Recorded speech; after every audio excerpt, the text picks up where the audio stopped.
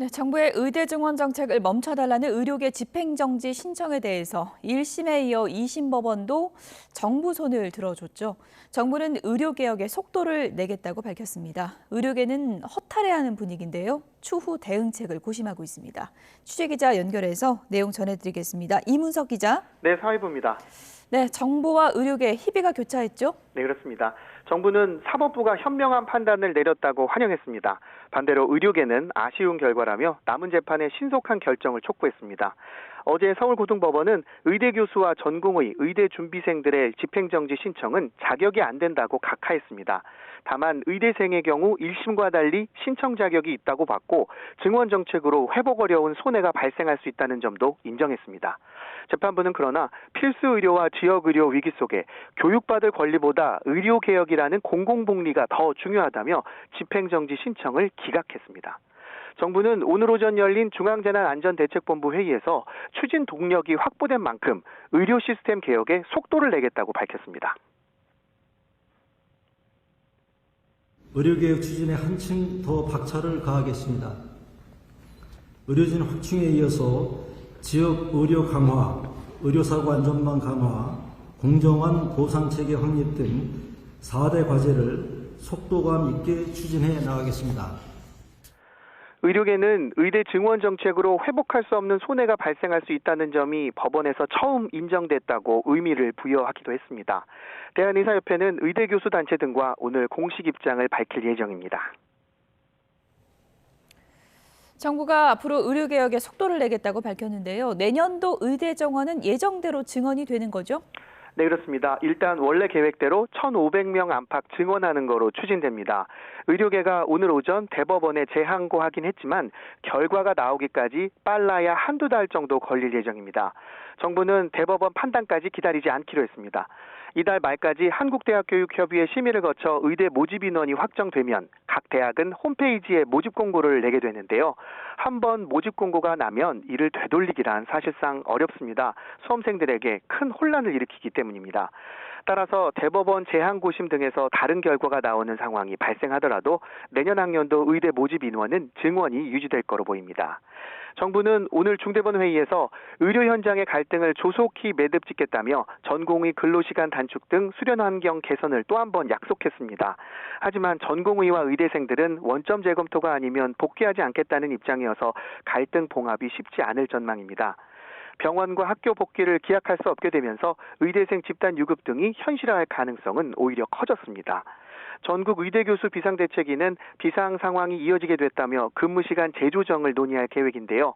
이번 주말 의대별로 회의를 연 다음 주 목요일 총회를 개최해 대응 방안을 결정하기로 했습니다.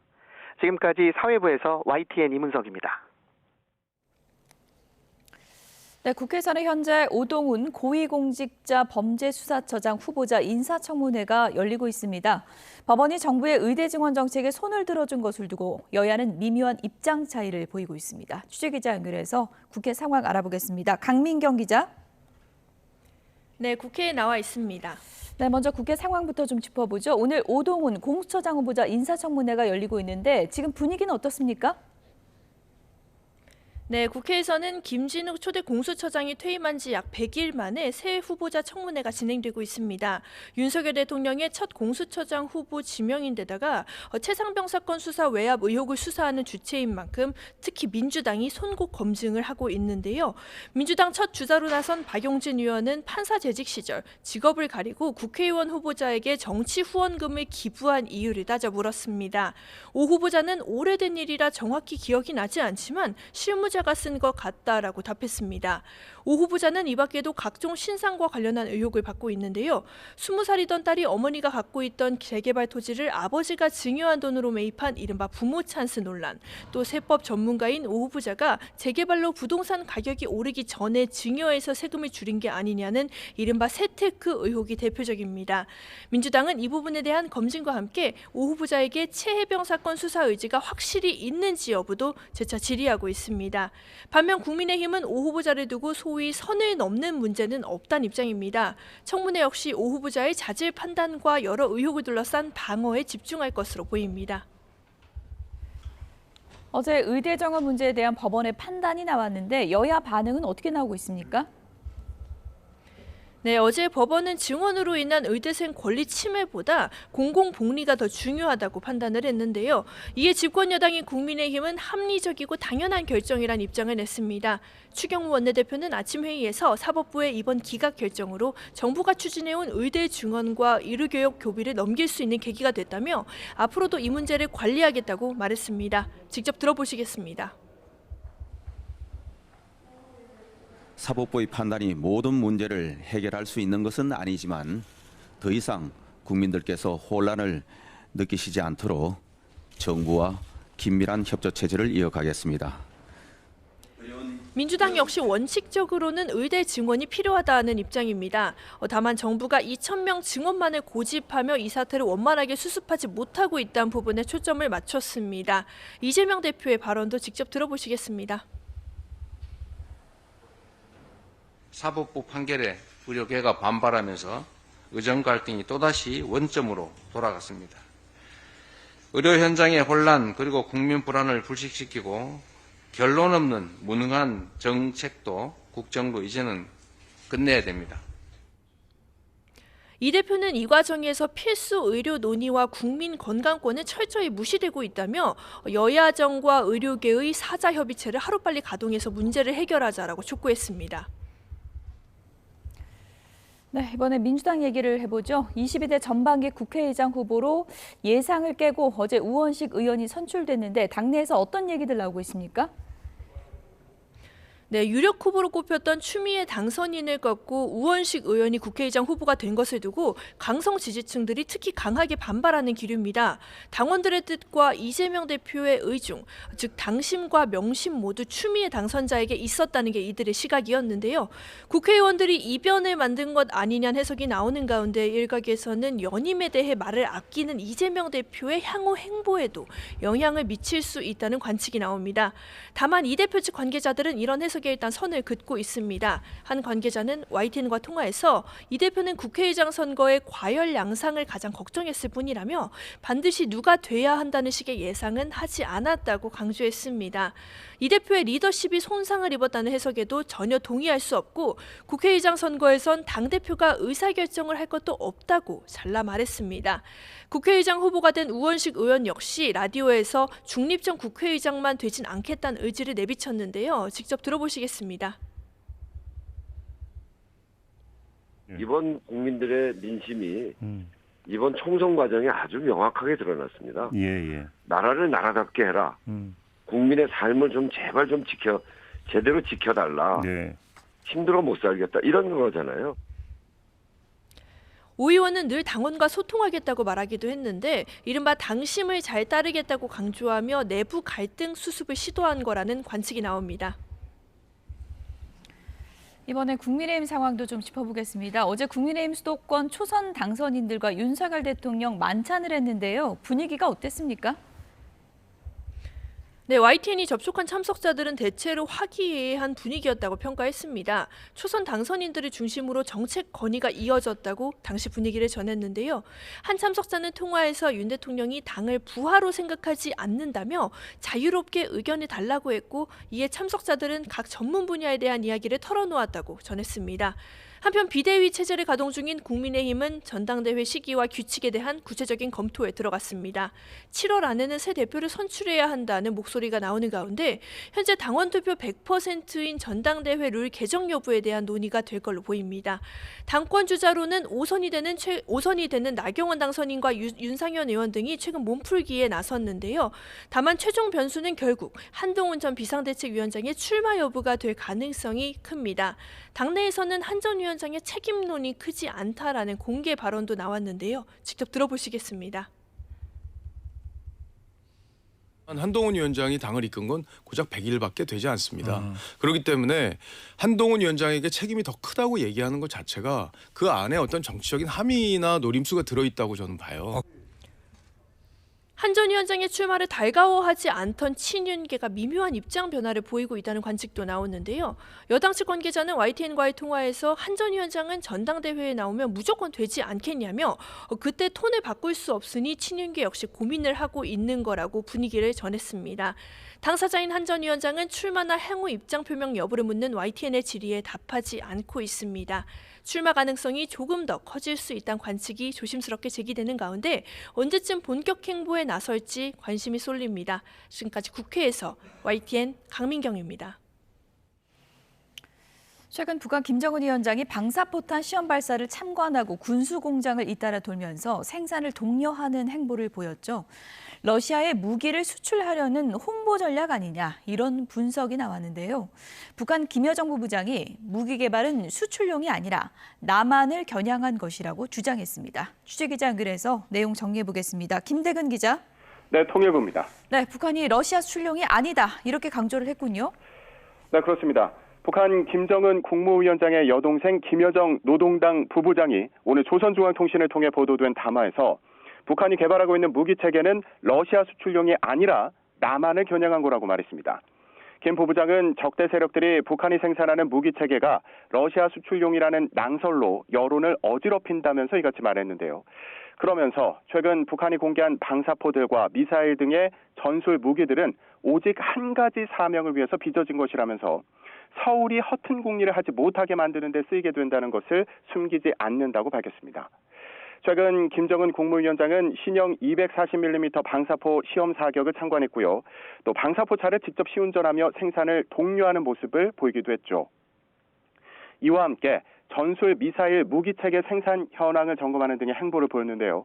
이를 두고 러시아 무기 수출을 위한 일종의 쇼케이스, 홍보전 아니냐는 분석이 나왔었는데 이를 부정한 겁니다. 북한의 주장에 정부도 주목하고 있는데요. 북러 사이 무기 거래는 이미 드러났다며 이를 당장 중단하라고 촉구했습니다. 들어보시죠.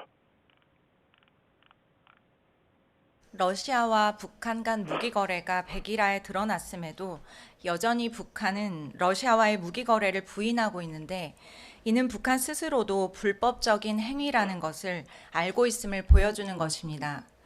러시아와 북한 간 무기 거래는 유엔 안보리 제재 위반이며 국제사회 규범을 훼손하는 불법적인 행위임을 다시 한번 강조합니다.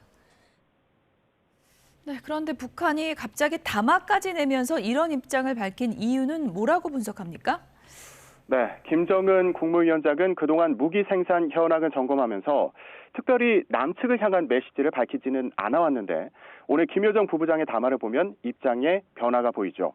전문가들은 푸틴 러시아 대통령이 중국을 방문하고 있고 조만간 북한을 방문할 가능성이 있다는 점에 주목하고 있습니다.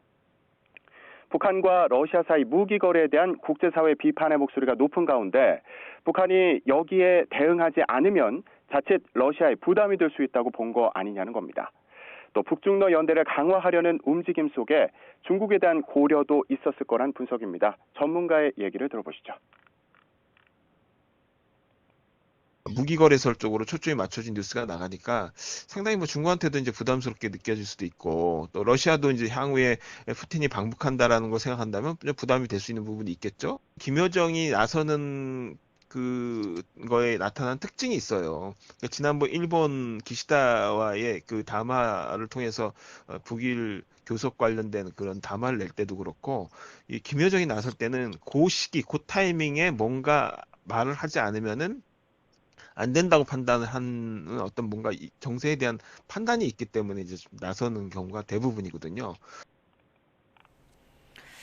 네, 또 이런 내용이 있습니다. 북한이 오는 8월 진행될 한미연합훈련이죠. 을지 자유의 방패와 관련해서도 강하게 비판을 했죠? 네, 그렇습니다. 북한 조선중앙통신은 오는 8월 진행될 한미연합훈련, 을지 자유의 방패, UFS에 대해서 대규모 합동군사연습으로 북한의 힘과 의지를 시험하려 든다면 재앙적인 후과에 대해서 먼저 숙고해야 할 거라고 위협했습니다. 조선중앙통신은 핵전쟁 계획을 최종 완성, 전면 실행할 것을 목표로 하는 8월의 합동군사연습은 어떠한 적대적 의도도 없다는 타령이 기만적인 위선이라는 것을 실증한다며 이같이 주장했습니다. 북한은 한미가 오는 8월 UFS에서 북한의 핵 공격에 대응한 핵 작전 연습을 처음 시행하기로 한 데 대해 경계심을 나타낸 것으로 보입니다. 북한은 또 군사 논평원 명의의 글에서 미 공군의 최첨단 스텔스 전투기인 F-22 랩터가 어제 한국 공군의 F-35의 스텔스 전투기와 근접 공중전투 기동훈련을 벌인 것을 두고도 미국의 적대적 면모를 보여주는 산 증거라며 비판했습니다. 이와 관련해 전문가들은 북한이 앞으로 강대강 대치를 이어가며 자신들의 도발에 대한 당위성을 확보하기 위한 거라고 분석했습니다. 지금까지 통일부에서 YTN 김대근입니다. 미국 정부가 미국 회사에 위장 취업해 680만 달러의 수익을 올린 북한 IT 노동자를 찾기 위해 무려 500만 달러의 현상금을 걸었습니다. 또 이들에게 불법 취득한 미국 내 아이디를 제공해 해킹 사업을 방조한 혐의 등으로 4명을 기소했다고 밝혔습니다. 박영진 기자입니다. 북한 IT 노동자 관련 정보에 최대 500만 달러의 현상금을 드립니다. 미 국무부는 테러 정보 신고 보상 프로그램 정의에 대한 보상을 통해 미국에 위장 취업한 북한 IT 노동자들에 대한 정보를 찾고 있다고 밝혔습니다. 대상은 한지오, 진천지, 슈아오란 등 3명의 북한 IT 노동자와 관리자 등 4명입니다.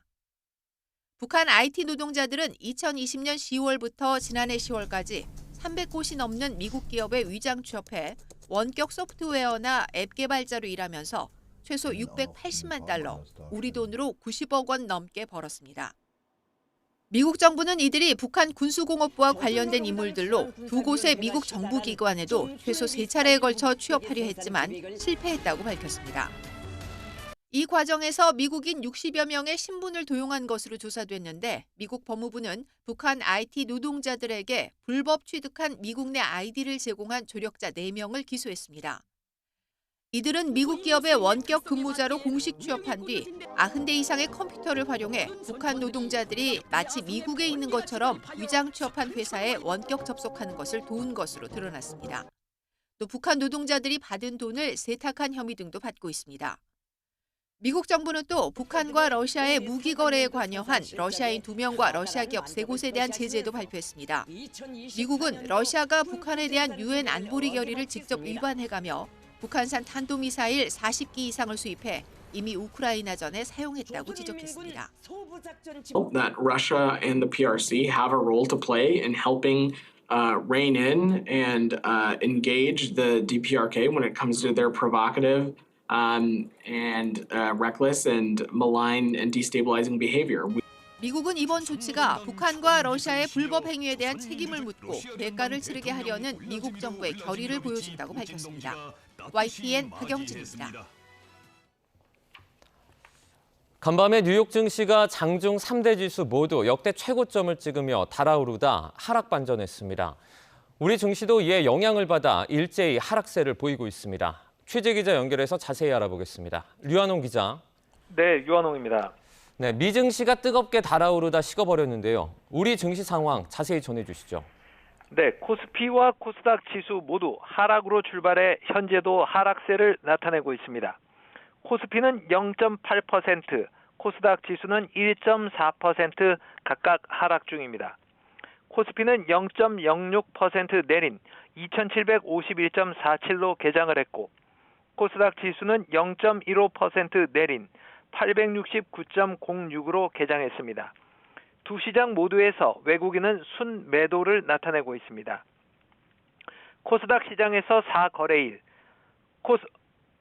코스피 시장에서 4거래일, 코스닥 시장에서 2거래일 연속 순매수를 보였던 외국인이 오늘은 차익 실현에 나선 모습입니다. 어제와 달리 시가총액 상위 종목 대부분이 하락 중입니다. 업종별로 보면은 식품이 5% 이상, 통신장비가 3% 이상 상승 중입니다. 이는 간밤 뉴욕 증시가 뜨겁게 달아올랐지만 결국 하락 마감한 영향으로 보입니다. 뉴욕 증시에서 다우와 나스닥, S&P 500 모두 장중의 역대 최고치를 기록했습니다. 특히 다우 지수는 장중 4만 선을 돌파하는 기염을 토했습니다.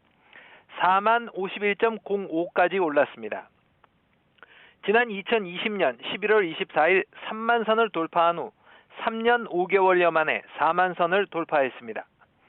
시장에선 그제 발표된 4월 CPI, 소비자 물가지수가 시장 예상치보다 낮았던 점이 금리 인하 기대감을 높이며 위험자산 선호 심리가 확산했습니다. 금리 인하가 시작된다면 9월이 유력하지만 이르면 7월도 가능하다는 목소리까지 나왔습니다. 다만 뉴욕과 리치먼드, 클리블랜드 연방준비은행 총재들은 물가 상승이 완화된 것은 긍정적이지만 아직 금리 인하를 시작할 수준은 아니라고 입을 모았습니다. 이러한 매파적 발언에 위험자산 선호 현상이 약화되면서 주가는 하락 반전했고 달러화 지수도 상승하고 국채 금리도 상승했습니다. 이에 따라 원화 가치가 내려가면서 원달러 환율도 오르고 있습니다. 서울 외환시장에서 원달러 환율은 3원 오른 1348원에 출발해 1354원 선까지 올랐습니다. 지금까지 YTN 유환홍입니다. 지난달 취업자 수가 수출 호조의 영향으로 20만 명대를 회복했습니다. 통계청이 발표한 4월 고용 동향에 따르면 지난달 15세 이상 취업자는 2,869만 3천 명으로 1년 전 같은 달보다 26만 1,000명이 증가했습니다. 올해 1월에서 2월 30만 명대를 유지했던 취업자 수 증가폭은 3월 17만 3천 명으로 급감했다가 3개월 만에 증가세로 돌아서며 20만 명대를 회복했습니다. 산업별로는 수출 호조와 반도체 경기 회복의 영향으로 제조업 취업자가 10만 명 늘었습니다. 지난달 서울 기준 8개 외식 대표 메뉴 가운데 김밥과 자장면, 냉면 등 5개 품목 평균 가격이 한 달 전보다 올랐습니다. 한국소비자원 가격정보 종합포털 참가격을 보면 지난달 서울 기준 김밥 가격은 3,362원으로 한 달 전과 비교해 39원이 올랐습니다. 자장면 가격은 지난 3월 7,069원에서 지난달에는 7,146원으로 올랐고 같은 기간 칼국수 한 그릇은 9,115원에서 9,154원으로 인상됐습니다.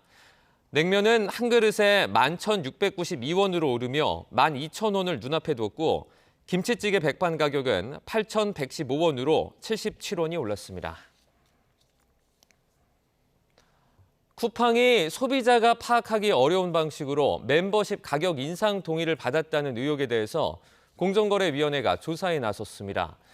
공정위는 최근 쿠팡 본사에 조사관을 보내 멤버십 운영과 결제 관련 자료를 확보했습니다.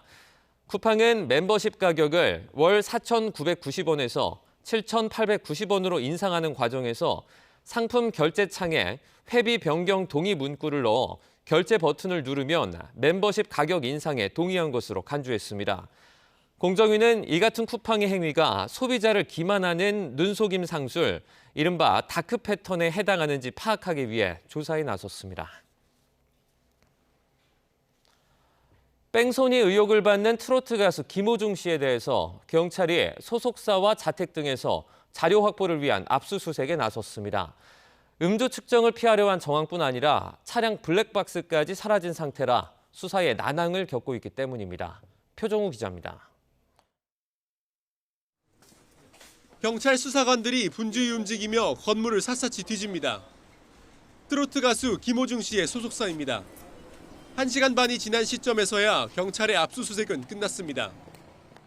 어디 사무실 위주로 좀 보셨는지, 과장님 어떤 증거물도 보고 있는지 한 말씀만 부탁드리겠습니다.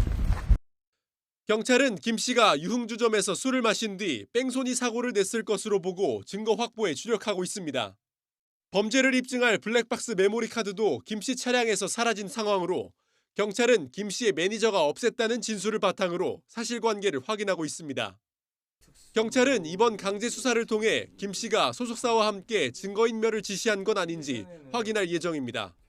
무엇보다 사고가 발생한 바로 다음 날 새벽엔 김 씨가 음주 측정을 피하려 한 정황까지 드러났습니다. 김 씨의 옷을 입은 또 다른 매니저가 경찰서를 찾아 거짓 자수했기 때문인데 당시 경찰은 김 씨가 사고 차량의 소유주인 걸 파악하고 출석을 요구했습니다. 하지만 연락이 닿지 않았고 김 씨 집으로 수사관들을 보냈지만 만날 수 없었습니다. 김 씨는 사고가 발생한 지 2시간 반쯤이 지난 시점에 이미 사고 현장에서 사라진 상태였습니다. 이곳에서 매니저를 만나 서로 옷을 바꿔 입은 뒤 김 씨는 집으로 가지 않고 그 길로 경기도의 호텔로 이동했습니다. 김 씨의 소속사는 김 씨가 전혀 술을 마시지 않은 상태였다며 사고 당시 공황 증세가 와 현장을 떠난 거라고 주장하고 있습니다. 김 씨의 접촉사고로 부상을 입은 택시기사는 병원에서 치료를 받고 있고 김 씨는 도주치상 혐의로 입건된 상황입니다. 경찰은 김 씨가 어떤 이유에서 뺑소니한 건지 정확한 경위를 파악할 예정입니다. YTN 표정우입니다. 뺑소니 혐의를 받는 가수 김호중 씨가 사고 직전 유흥주점에서 대리기사를 이용해 자택에 귀가했지만 이후 다시 차량을 끌고 다른 술집에 가다가 사고를 낸 것으로 전해졌습니다. 김 씨 측은 김 씨가 지인들과 인사차 유흥주점을 방문한 건 맞지만 술은 마시지 않았고 이후에 대리기사를 불러 귀가했다고 주장했습니다. 집으로 갔던 김 씨는 다시 개인 일정으로 직접 차를 몰고 나가다 사고를 낸 것으로 알려졌습니다. 접촉사고를 내고 도주한 가수 김호중 씨 측이 음주 의혹을 거듭 부인했습니다. 소속사 생각엔터테인먼트는 김 씨가 지인에게 인사하기 위해서 유흥주점에 들렀을 뿐 음주한 사실이 없음을 다시 한번 밝힌다고 전했습니다. 이어 사회적 물의를 일으킨 데 대해서 다시 한번 사과드린다며 문제를 일으킨 스태프들은 조사 결과에 따라 법적 책임을 달게 받을 예정이라고 덧붙였습니다. 러시아 국적의 10대 소년이 면허도 없이 고속도로에서 차를 몰다 차량 2대를 잇따라 들이받았습니다. 안산에서는 70대 여성 운전자가 차량 석 대를 들이받고 상가로 돌진해 5명이 다쳤습니다. 밤사이 사건 사고 소식 김태원 기자입니다. 차량 앞부분이 녹아내려 엔진룸이 훤히 드러났습니다. 깨져 사라진 차창 안도 모두 새까맣게 타버려 형체를 알아보기 어렵습니다. 사고가 난 건 오늘 새벽 0시 20분쯤. 러시아 국적의 10대 A군이 면허도 없이 가족 소유 승용차를 몰고 고속도로를 달리다가 화물차 2대를 들이받은 겁니다. 다친 사람은 없었지만 사고 여파로 승용차에서 불이 나 30여 분 만에 꺼졌습니다. A군은 사고 당시 술을 마시지는 않은 것으로 파악된 가운데 경찰은 구체적인 사고 경위를 조사하고 있습니다. 어제 오후 5시 50분쯤 안산시 고잔동에서는 70대 여성이 몰던 SUV가 차량 석 대를 들이받고 상가로 돌진했습니다. 이 사고로 모두 5명이 다쳤는데 A씨는 차량이 급발진했다고 경찰에 진술했습니다. 비슷한 시각 대전 유성구 한국과학기술원 실험실에서 불이 나 1시간 만에 꺼졌습니다. 교직원들과 학생들은 모두 대피해 다친 사람은 없었습니다. YTN 김태원입니다.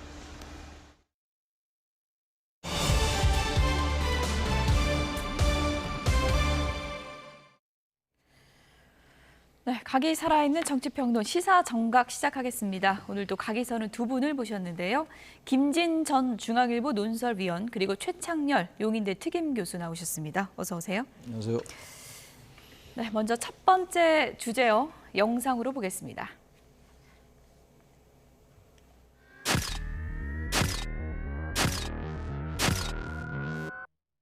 한동훈 위원장이 비대위원장 시절에 동료 시민에게 많은 약속을 했습니다. 정치인은 민심이 부를 때 거부할 수 없는 게 정치 아니겠습니까?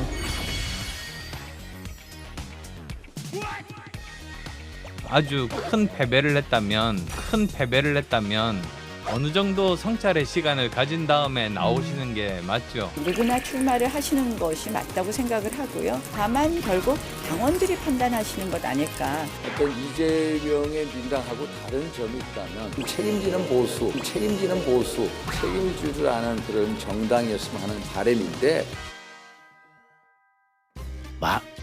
거의 모든 분들이 한동훈 위원장이 한 번이라도 더 와주셨으면 좋겠다라고 얘기했고, 근데 선거에 나갔던 분들이 지금에 와서는 결국은 선거 패배 원인은 이조 심판론 때문에 그랬다. 지금 이제 한동훈 비대위원장을 공격들을 많이 하는데 저는 그래서는 안 된다고 봅니다. 너무나 째째하고 비굴한 민심이 부를 때 거부할 수 없는 게 정치 아니겠습니까? 어느 정도 성찰의 시간을 가진 다음에 나오시는 게.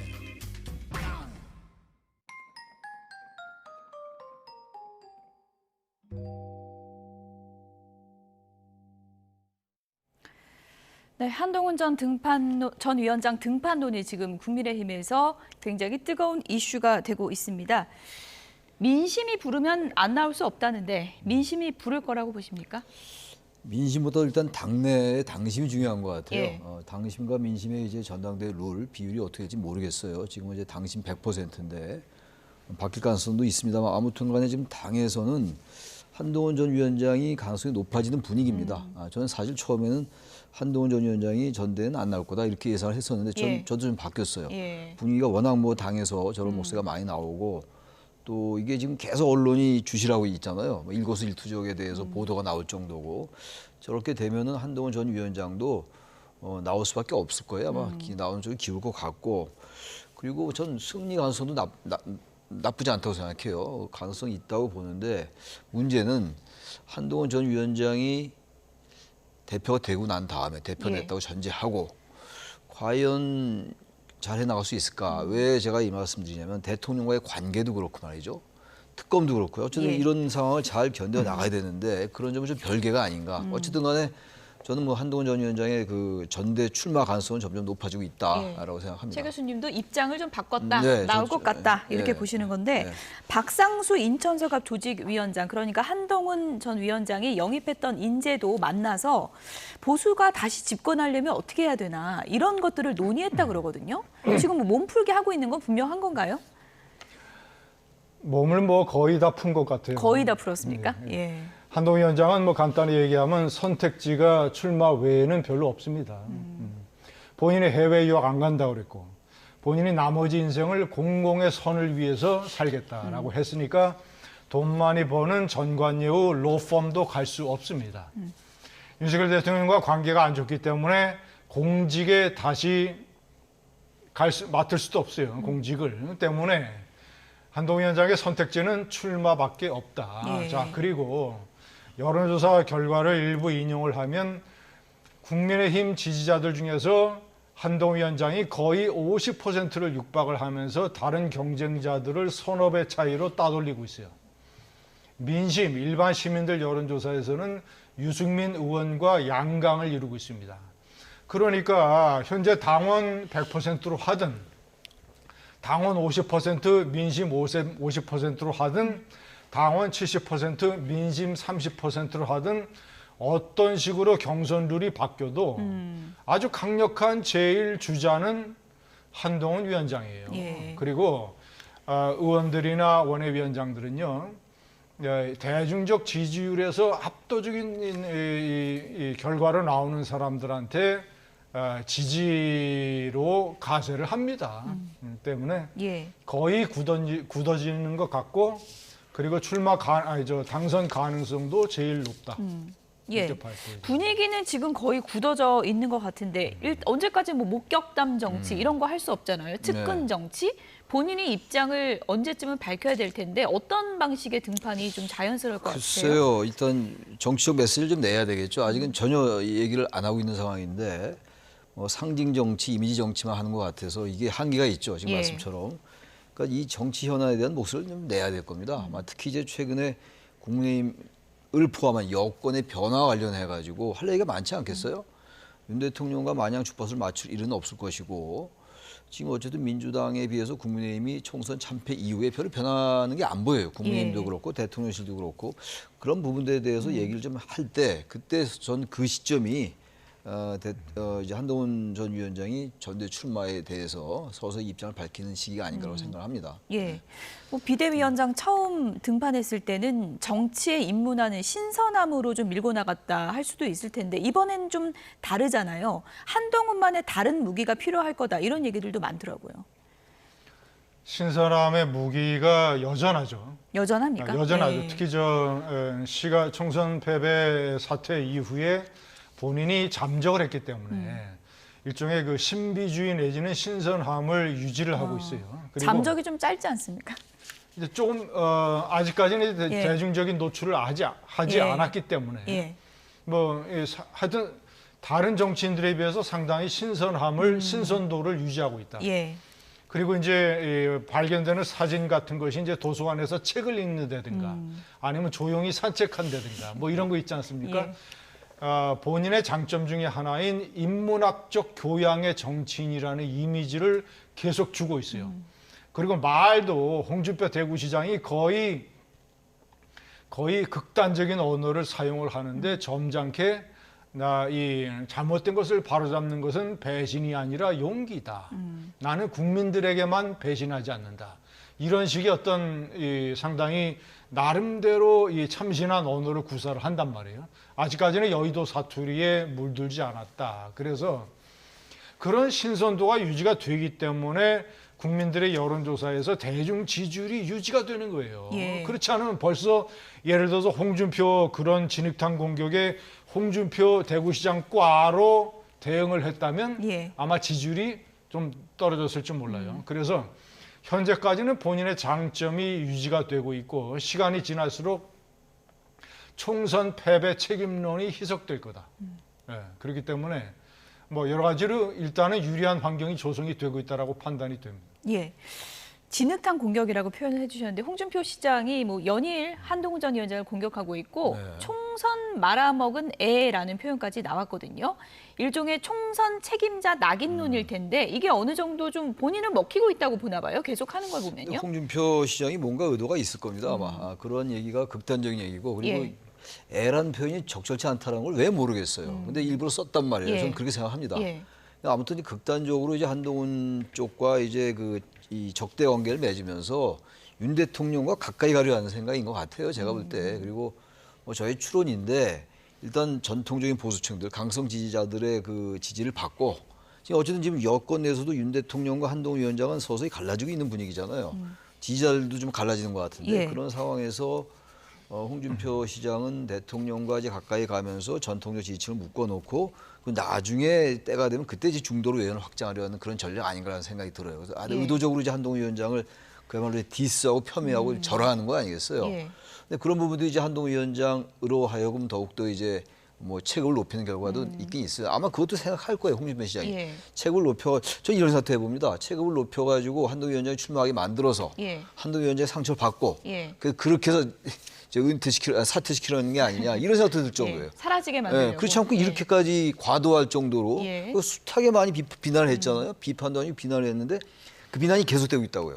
그게 아마 홍준표 시장의 상당히 나름대로 예. 전략인 것 같긴 한데 제가 볼 때 그 전략은 올바른 전략 같지는 않아요. 그러니까요. 한동훈 전 위원장이 지금 나이가 50이 넘었는데 자꾸 애라고 하는 거는 좀 미숙함을 부각시키려 하는 걸까요? 어떻게 봐야 될까요? 한동훈 위원장이 51세입니다. 그리고 이번에 애라는 표현도 했지만 지난번에는 깜도 안 드는 것이라고 그랬어요. 예. 그리고 문재인의 사냥개라고 했고 사실 엄밀하게 따지면 이것은 바로 직전에 당대표를 했던 사람, 비대위원장이 사실 당대표니까 그렇죠. 당대표를 했던 사람에게 저런 표현을 쓰는 것은 사실상 국민의힘이 제대로 된 정당이라면 윤리위원회를 소집을 해서 해당 행위와 품위 손상으로 징계를 해야 돼요. 그런 사안입니다. 예. 그런데 홍준표 대구시장이 현재 윤석열 대통령과 일종의 4시간 만찬을 통해서 동맹관계를 형성하고 있잖아요. 적의 적은 친구다. 네? 윤석열 대통령의 현재 적이 한동훈 위원장으로 돼 있고 예. 홍 시장도 마찬가지고 하니까 이제 윤석열 대통령의 홍준표 시장의 동맹관계가 형성이 되어 있는데 아이러니컬한 것은 예. 윤석열 대통령과 한동훈 위원장의 거리가 멀어지면 멀어질수록 그 윤 대통령의 동맹인 홍준표 대구시장이 저런 좀 수준 낮은 언어로 진흙탕 싸움을 걸면 걸수록 한동훈 위원장은 커진다.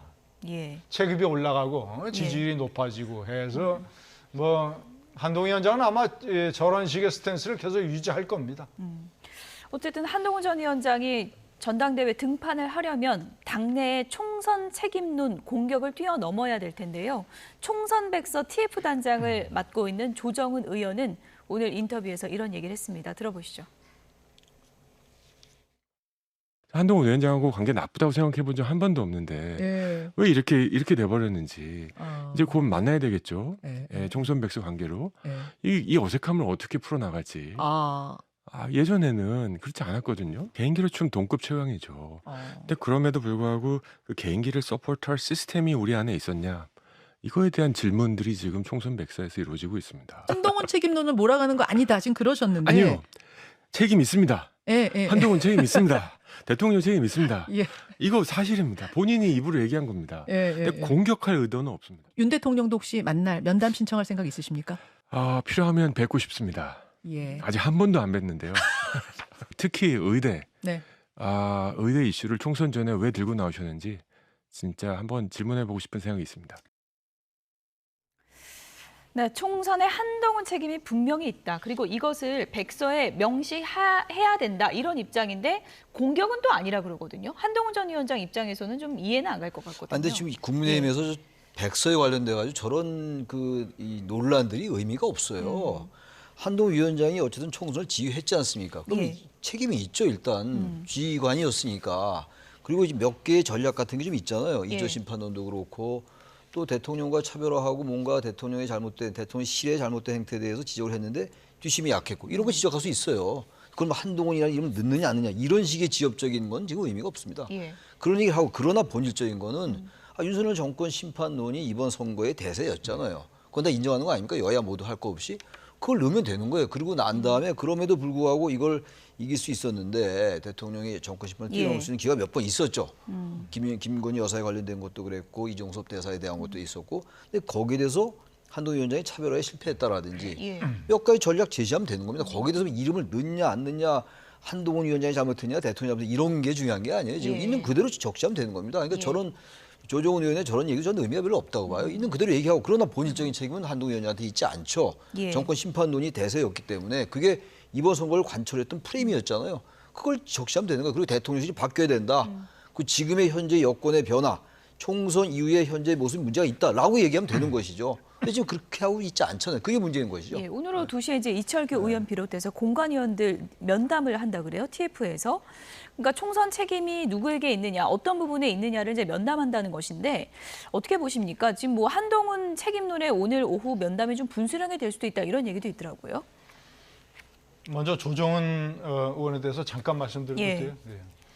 원래 조창걸 이 가구 제조업체 한샘의 명예회장이 2천억 원 넘게 투자를 해서 만든 한국 좌파의 브루킹스 연구소 같은 걸 만든다고 해서 만든 여시제라는 연구소가 있어요. 여시제의 부원장을 이광재 전 의원과 조정훈 씨가 했습니다. 당시에. 그 연구소가 이제 좌파인데 거기서 이제 이광재, 그다음에 4년 전에 이 좌파 정당으로 해서 이 비례대표가 될 때 그거를 조직을 한 사람이 양정철이에요. 양정철. 이광재, 양정철 이런 커넥션으로 이 좌파적 커넥션으로 국회에 들어온 사람이 조정훈 박사예요. 그런데 그 사람이 이제 합당을 해서 우파로 전향을 했잖아요. 전향. 그래서 지금 이제 우파 내의 지지자들과 많은 의원들에서 비판론이 거세게 이는 게 아니 그런 좌파 진보 그룹에서 전향한 사람한테 이번 총선의 패배의 원인을 만드는 백서를 만들라고 하면 이것이 공정하게 되겠느냐. 그리고 현재는 조정훈 의원의 스탠스가 총선 때는 훈훈 브라더스라 그러면서 한동훈, 조정훈 뭐 이 브라더스를 과시를 하고 브로맨스를 과시했었죠. 브라더스라 그러면서 브로맨스를 과시를 했는데 만약에 599표 차로 마포갑에서 당선됐는데 한동훈 위원장이 한 번만 덜 갔으면 떨어졌을지 몰라요. 그런데 태도를 돌변을 해가지고 총선 이후에 한동훈 책임론을 들고 나오더니 그 다음에는 아까 말씀드린 홍준표 대구시장 찾아가가지고 홍준표 대구시장이 든든한 정치인이고 존경할 정치인이고 정치 원로고 배울 게 많다 그러면서 윤석열 대통령, 홍준표 대구시장 연대에 가세를 했어요. 그러니까 한동훈 위원장으로서는 총선 백서가 공정하겠느냐. 지금 완전히 친윤계 핵심으로 변신을 했단 말이에요. 조정훈 의원이. 자, 그래서 이제 뭐 오늘 TF하고 만나서 이런저런 얘기를 하는 가운데서 그런 공개적인 자리에서는 뭐 예를 들어서 뭐 한동훈 개인 책임론 이런 것에 관한 언급은 없을 겁니다. 그리고 백서에서도 한동훈 위원장 이름을 개인적으로 거론하지 않을 거예요. 왜냐하면 황우여 비대위원장이 선을 딱 걷어요. 특정인을 거론하면 안 된다. 예. 어쨌든 뭐 훈훈 브라더스 하더니 지금 친윤계로 돌아섰는데 TF 자체에 대한 공정성에 대한 지금 의문이 많기 때문에 논란이 좀 될 거다. 이렇게 그럼 보시는 건가요? 우판에서 많죠. 그래서 예. 그거 하고 예. 좌파에서 전향한 사람한테 왜 당에 그런 일을 맡기느냐 이런 예. 지적이 있는 거죠. 당내 총선 후폭풍이 계속 불고 있는 상황에서 윤석열 대통령이 최근에 소통을 강화한 움직임을 보이고 있는데 어제는 또 추산들하고 만찬을 네. 했다고 합니다. 이 자리에서 했던 얘기가 좀 화제가 됐는데 당을 부활하고 생각하지 않는다 이런 얘기를 했다고 전해지고 있거든요. 이건 어떤 의미일까요? 좀 그런 말씀이 나오는 것도 좀 적절치 않은 것 같아요. 예. 부활하고 생각하지 않는 건 당연한데 그러니까 부활이 아니냐의 그 얘기는 아마 수직적 당정 관계에 관련일 거예요. 이제 대통령실에서 당무에 많이 개입한 거 아니냐. 지난 전당대회 때부터 뭐 이런 지적과 비판은 많이 있는 거 아니겠어요. 근데 그 부분에 대한 얘기인 것 같은데 거기서 용어가 부활한 단어가 나온다는 게 전 신기해요. 그만큼 윤 대통령이 그동안 검찰에서 쭉 이제 몸을 담아왔기 때문에 이 상하 관계라든지 이런 이제 뭐 이른바 검사 동일체 원칙 이런 게 좀 있잖아요. 아마 그런 인식이 아직도 좀 남아 있는 것 같아서 적절한 단어 같지 않아요. 물론 단어 자체로 뭐 꼬투리 잡는 건 아니겠습니다만 당을 부활로 생각하지 않는다. 그렇다면 너무나 당연한 얘기인데 이거 좀 다른 쪽으로 표현하고 아까 인문학적 소양 말씀하셨잖아요. 예. 그런 것도 굉장히 중요한 것 같아요. 정치에서는. 부활한 단어는 뭐 대통령의 뜻은 알겠는데 부활로 생각하지 않는다. 이게 과거에 뭐 사람에게 충성하지 않는다. 그리고 추미애 법무장관 할 때 검찰총장은 그때 윤석열 검찰총장이었잖아요. 예. 검찰총장은 장관의 부하가 아니다. 그때 같은 부활한 단어가 나왔어요. 부활한 단어를 평소에 좀 많이 쓰는 것 같아요. 그래서 건가요? 이거는 이게 수직적 관계를 자꾸 보유하는 그런 관점이 이제 존재하는 건 아닌지 그런 생각도 좀 들었습니다. 여소야대 정국에서 거부권도 우리가 적극적으로 활용해야 된다 이런 얘기도 했다고 지금 전해지고 있거든요. 뭐 당연하죠.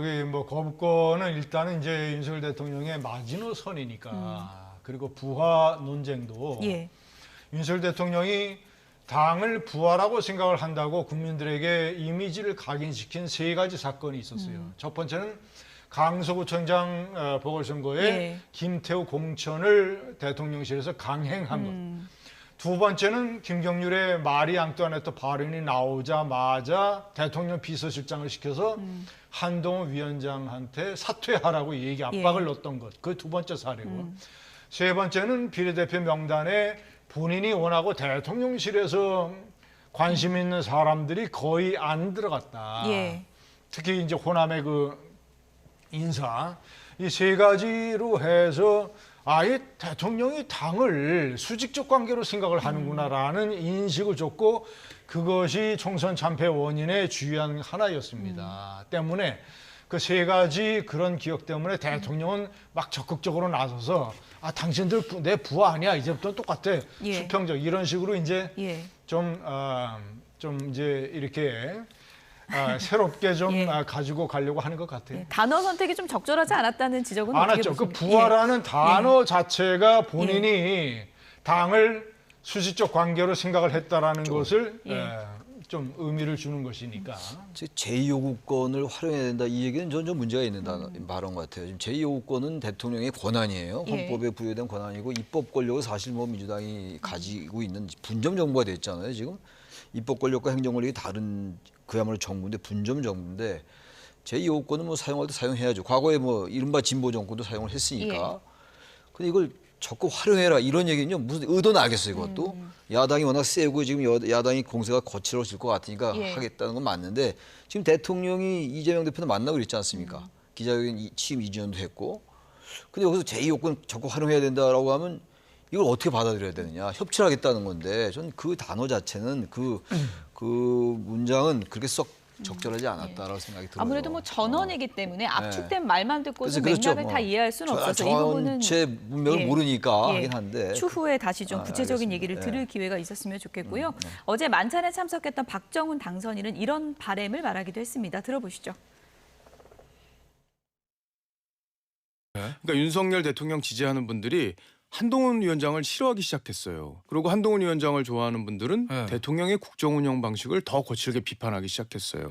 그러면 지금 상황에서 우리가 하나로 뭉쳐야 된다 그러면 두 사람이 갈등을 풀어야 됩니다. 대통령도 저 기자회견 때 한동훈 위원장에 대해서 상당히 긍정적이고 호의적인 어떤 분위기를 말씀을 하셨고 한동훈 위원장이 이에 화답할 이제 시기가 왔다고 저는 개인적으로 생각하는데 어쨌든 두 분만 잘 결합이 되고 화학적으로 그 결합이 된다면 알겠습니다. 파고를 넘는데 어려움이 없을 것 같습니다. 네, 한동훈 전 위원장의 또 다른 과제가 대통령과의 관계 부분일 텐데 지금 사이가 안 좋다고 알려지니까 둘 다 지지율 떨어지는 거 아니냐, 화학적으로 좀 결합이 필요하다라는 바람인 것 같아요. 아니 현실적으로 한동훈 위원장의 지지율은 떨어지질 않고 있죠. 거리를 두면 둘수록 지지율이 올라가거나 지탱이 된다. 예. 자, 이거 제가 듣는 여러 가지 소스의 얘기에 따르면 화학적 결합은 불가능하다. 그런데 한동훈 위원장이 나름대로 굉장히 궤도를 이탈하지 않는 사람이기 때문에 예. 당대표가 되든 안 되든 특히 만약에 당대표가 되면 두 사람의 관계는 상당히 오피셜한 관계가 될 것이다. 예. 비즈니스적인 관계가 될 것이다. 예. 불각은 불가원. 비유하자면 아주 이 관계가 실질적으로 안 좋은 부부가 그러니까 애정은 다 사라진 부부가 부부 동반 모임 같은 데 참석해서는 아무 일 없는 것처럼 행동을 하는 그런 식의 모습을 보일 겁니다. 보통 쇼윈도 부부라고 하잖아요. 아, 쇼윈도 부부. 예. 쇼윈도 당대표, 쇼윈도 당정 관계가 예. 될지 몰라요. 예. 절대로 대외적으로 대통령과 당대표가 사이가 안 좋다, 금이 같다라는 거 보여주는 언행을 최소한 한동훈 위원장은 안 할 거예요. 한동훈 위원장의 스타일상, 예. 스타일상. 대신 너무나 깊은 골이 패였고 예. 그 신뢰관계가 무슨 뭐 한두 개의 이벤트로 회복이 될 수 있는 것도 아니고 그런데 서로가 필요성을 다 인식을 하고 있기 때문에 예. 인식을 하고 있기 때문에 하여튼 그리고 신뢰관계가 깨진 대표적인 사건이 윤석열 대통령이 고생한 한동훈 비대위원장은 부르지 아니하고 그를 험하게 매도한 홍준표 대구시장을 4시간 만찬한 것. 예, 이거죠. 하여튼 오피셜한 관계고 그런 어떤 불각은 불가원. 이렇게 갈 거. 지금 말씀하신 전략대로라면 한 전 위원장이 만약 전당대회에 나온다면 반윤의 기치를 걸고 나올 가능성은 좀 적다 이렇게 봐야 될까요? 어떻게 보십니까? 반윤까지는 아니지만 비윤의 성격을 분명히 할 겁니다. 반윤까지는 아니지만 비윤의 그 색깔은 비칠 거예요. 그래야 오히려 전당대회 가능성이 좀 높아진다고 봐요. 만약에 윤 대통령이 한동훈 위원장을 지원한다. 그럴 리도 없지만 그렇게 되면 오히려 한동훈 전 위원장이 전대에서 불리할 겁니다. 아마 지금 당 국민의힘 분위기도 그렇게 바뀌고 있다고 저는 생각하고 어차피 보수 지지층 간의 균열이 생겼어요. 아까 박정훈 당선자 얘기처럼 그런 상황이기 때문에 제가 자꾸만 전대에 나오는 게 승리 가능성이 높다 하더라도 상당히 숙고해야 된다고 얘기한 논거가 대통령의 관계, 대통령이 3년 이내 남은 살아있는 권력이에요. 그리고 특검도 있고 말이에요. 김건희 여사 특검이 있죠. 또 이른바 해병대원 순직 외화 의혹 사건 특검도 있죠. 이런 것도 어떻게 해결할 거냐. 게다가 총선 패배론 얘기 계속 나올 겁니다. 상대방 이제 그 후보들이.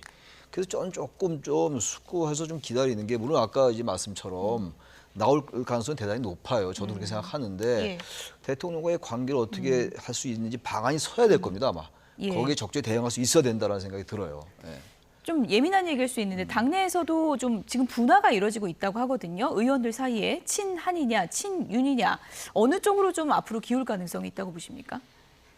의원들은 가장 중시하는 것이 대중적 지지율입니다. 그러니까 민심이 어느 쪽으로 가느냐. 당심은 민심을 따라가게 돼 있어요.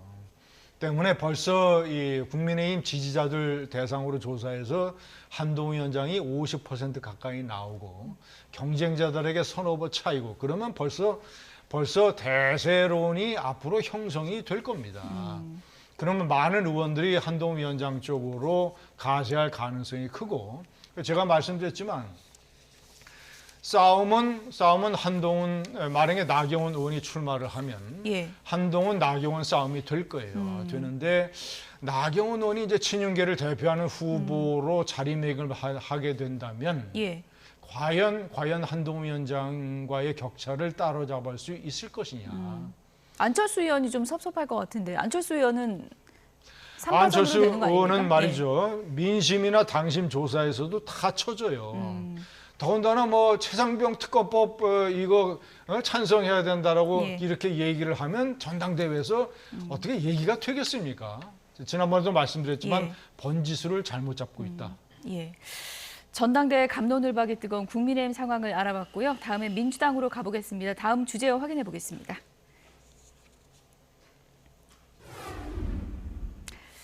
이변이 아니다. 우원식 국회의장 후보 어제 많은 분들의 예상을 깨고 후보로 선출됐는데 이변이 아니다.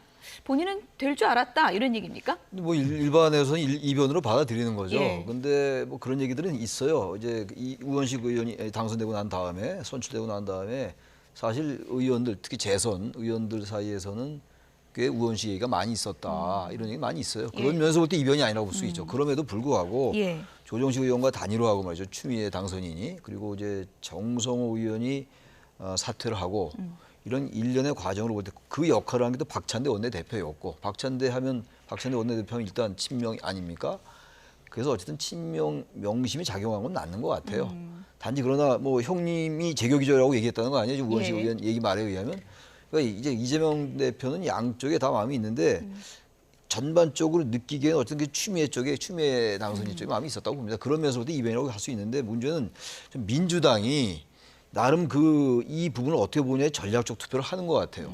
추미애 전 대표 같은 경우는 워낙 튀는 행동으로 많이 얘기가 됐던 분 아니에요. 사실 여러 가지 행적도 그렇고 이른바 추윤 갈등 때문에 현재의 대통령 윤석열 대통령을 가능하게 했다 이런 얘기도 있는 것이고 그렇다면 만약 국회의장이 되면은 오히려 더 민주당이 너무 튀는 행동 때문에 국회의장이지만 오히려 그게 민주당에 불리할 수 있다는 그런 나름의 의원들의 판단이 작동된 것은 아닌지. 그래서 역시 민주당이 국민의힘에 비해서 말이죠. 국민의힘은 총선 참패에도 저렇게 변화되는 것을 잘 못 보이고 있는 것에 비한다면 민주당이 만만치 않다라는 걸 제가 또 느꼈습니다. 중진들의 표심이 우원식 의원 쪽으로 완전히 쏠렸다 이런 분석들이 지금 나오고 있는 상황인데요. 뭐 사전에 후보 교통 정리하는 게 오히려 반감 샀다 이런 얘기들이 있더라고요. 저는 한마디로 명심의 과욕이 빚은 참사로 봅니다. 이것은. 더군다나 이제 국회의원들하고 일반 당원들의 투표는 달라요. 예. 자, 국회의원들은 지난번 총선 전에 체포 동의안 투표 때 이미 29표가 이탈을 해서 체포 동의안을 가결한 전례가 있어요. 그게 이재명 대표의 1차 쇼크였고 이번이 이제 2차 쇼크죠. 아니, 삼선인 박찬대 원내대표도 뭐 김태년, 김민석 다 제쳐놓고 사퇴시키고 1인 추대 형식으로 한 것도 사실 완전히 이재명 1인 사당화로 해서 반감이 많은데 그 삼선인 박찬대 원내대표가 돌아다니면서 5선, 6선인 두 후보를 조정식, 정성호 의원을 사퇴시키고 그리고 이 김민석 의원은 또 대놓고 추미애 지지론을 얘기를 하고 이런 식으로 완전히 일종의 이 양떼머리를 했지 않습니까? 그러니까 이제 많은 의원들이 생각하기에 자, 서너 가지 복합적인 이유 간단하게 말씀드리면 추미애 의원을 겪었던 많은 사람들은 좌충우돌 불안한 추미애에 대해서 걱정을 많이 한다. 자, 그리고 노무현 대통령 탄핵에 찬성을 했던 전력 때문에 친노 그룹에서도 지지가 별로 없어요. 법무장관 때 문재인 대통령이 나더러 윤석열 그 징계 문제를 가지고 법무장관 사퇴하라고 했다라고 나중에 폭로를 했지 않습니까? 친문계 내에서도 지지가 별로 없어요. 오직 바라는 게 친명계인데 우원식 의원도 친명계의 핵심입니다. 이재명 대표 경선 때 선대위원장을 했던 때문에 이 서너 개가 하여튼 해서 친명 과속이 부른 참사다. 친명 과속이 부른 참사다라고 해주셨는데 당원들은 아무래도 좀 추미애 당선인을 상당히 좀 미는 그런 분위기였기 때문에 반발도 큰 게 사실인데요. 정청래 최고위원이 당원들에게 미안하다 이렇게 얘기한 부분을 놓고 우원식 의원이 좀 불쾌한 입장을 드러냈습니다. 들어보시죠. 당원들의 민심, 저한테 무슨 오해가 좀 있을 수도 있고 추미애 후보를 더 바랬던 심정도 있을 수는 있어요. 이제 그게 다 채워지지 못했다고 우리 당원들이 그렇게 생각하실 수 있다. 전 충분히 그럴 수 있다고 생각합니다. 근데 속을 들여다보면 저도 그렇게 대충 살아온 사람이 아니거든요. 근데 정청래 최고위원은 상당히 책임 있는 국회의원인데 그렇게 얘기하는 건 전 적절치 않다. 오히려 우리 당선자들의 판단과 네. 당원들을 이렇게 분리시키고 그거를 갈라치게 하는 그런 게 아닌가. 그런 점에서 수석 최고위원으로서 아주 부적절한 발언을 했다 이렇게 생각합니다. 그리고 국회의원 당선자들이 당원의 뜻과 완전히 배치해서 그렇게 하는 건 아니라고 생각합니다. 예. 네. 당원과 나를 왜 갈라치게 하냐 이런 반발이거든요. 어떻게 들으셨습니까? 정청래 최고위원은 무리한 말을 너무 많이 하는 것 같아요. 지난번도 아주 최근 얘기인데 추미애 당선인이 국회의장에 떨어지는 거는 후보로 선출되지 않는 건 낙타가 바늘구멍 들어가면 건 더 어렵다 이런 얘기 했다면 그 완전 틀린 얘기가 되고 말았고 아니 일단 국회의원들이 모여서 당선자들이 모여서 후보로 선출한 거 아닙니까? 근데 지금 이게 미안하다라고 얘기하면 어떡하자는 거예요 도대체. 논리적으로 말이 되질 않아요. 정청래 최고위원. 그러니까 정청래 최고가 아마 이제 이재명 대표의 명심이 추미애 당선인에게 있다. 근데 이게 이분이 안 됐으니까 이게 미안하다 뭐 이런 논리로 갔던 것 같은데 과도하게 강성 지지층에만 의존하는 정치는 한계가 뚜렷합니다. 이번에 보세요. 명심이 작동이 잘 안 된 거 아니겠어요. 저는 그런 의미에서 정청래 최고위원의 저런 나름의 정치적인 전략이겠습니다만 우리 같은 객관적으로 보는 사람들이 볼 때는 적절치 않아요. 적절치 않고 일단 우원식 후보가 됐는데 그럼 우원식 후보 입장은 저런 얘기가 나올 수밖에 없는 거죠. 저건 당내에서도 저런 부분에 대해서도 뭔가 이재명 대표가 말을 한마디 해야 되는 겁니다. 그래야지 당이 바로 서지. 저런 식으로 자꾸만 한쪽으로 과도해 가고 이른바 강성 이층, 팬덤 이층들이 뭐 지금 난리가 났다는 거 아닙니까? 속된 말로 왜 추미애 당선이 떨어졌냐 이런 얘기 한다는데 그게 말이 안 되는 얘기죠. 당선자들이 모여서 뽑은 겁니다. 유권자들이 그들이었잖아요. 예를 들어 뭐 이런 얘기들이 나오고 있습니다. 팬카페 재명인의 마을에 올라온 글들을 저희가 몇 가지 좀 소개를 해드리면 우원식 후보가 퍽도 잘하겠다. 속가낸다고 속가냈는데 또다시 수박당이 됐다. 이번엔 바뀌었겠지 기대를 했는데 배신감 든다 이렇게 했고요. 검찰개혁 막혔을 때의 10배 이상 충격이다 이렇게까지 지금 글들이 올라오고 있거든요. 당심이 이끄는 민주당을 만들겠다. 정청래 최고위원이 이런 얘기도 했었는데 이게 참 쉽지 않은 길 같다 이런 얘기를 하더라고요. 그런데 재명인의 마을이라든가 더민주 혁신 같은 외곽단체 그리고 이제 우리가 좀 극한적인 단어로 표현이 되는 강성 지지층들 이런 사람들이 민주 당원들의 전체의 어떤 의사를 대변하는가가 굉장히 의문이 제기되고 있어요. 자, 이제 8월 달에 전당대회 때는 대의원이라든가 권리당원, 일반당원 여론조사 이런 포션이 중요하게 작동을 하는데 그런 사람들은 우리 이제 이 댓글을 달고 막 이제 추장군 하는 강성 지지층과는 상당 부분 다르지 않겠느냐. 그래서 이재명 대표나 정청래 수석 최고위원이나 또는 이제 이 강성 친명 핵심들이 그것을 막 이렇게 뭐 자신들이 거론을 해서 하는 것은 또 다른 패착을 불러올 수 있다. 예. 지금 저희가 뭐 시간이 2분 정도 남았는데 마지막 키워드 내용을 짧게 좀 확인해 보도록 하겠습니다. 내용을 좀 보여주시죠. 네, 153일 만에 등장. 김건희 여사 얘기로 좀 오늘 대담을 좀 마무리할까 합니다. 153일만, 그러니까 뭐 5달 만에 등장을 한 건데 시점이나 뭐 등장할 행사 이런 거는 좀 적절하다고 보셨습니까? 저는 뭐 이제 정상회의 때 나오는 거니까 뭐 자리를 비워놓을 수 없잖아요. 상대방 정상은 이제 자리가 영부인 자리가 있는데 이쪽이 없을 수 없으니까 저는 저 자체에 대해서는 문제가 전 없다고 생각합니다. 문제는 이제 앞으로 공식 행보를 하겠다고 하니까 그 부분 조금 더 자제할 필요가 있을 것 같아요. 게다가 김건희 여사 특검법 얘기 계속 나오고 있고. 특히 이제 이원석 검찰총장이 김건희 여사 수사를 신속히 해라 이렇게 얘기하고 난 다음에 검찰 인사가 있었어요. 여기다 많은 뒷말이 많이 있습니다 지금. 이원석 검찰총장이 사실 뭐 여기 대해서 상당히 비판적인 그런 의미를 보이고 있단 말이에요. 그런데 지금 시점이 그래서 이번에 캄보디아 정상회의 때 모습을 보인 건 괜찮은데 앞으로도 계속 공식 행사 여러 번 나오겠다? 저는 그건 좀 자제할 필요가 있다. 시기가 좋지 않다고 생각합니다. 김건희 여사 수사 라인 물갈이 시점과 맞물리면서 여러 가지 또 오해를 살 수 있다 이런 우려도 있는 것 같고요. 앞으로 어느 정도 폭의 활동이 좀 적절하다고 보세요?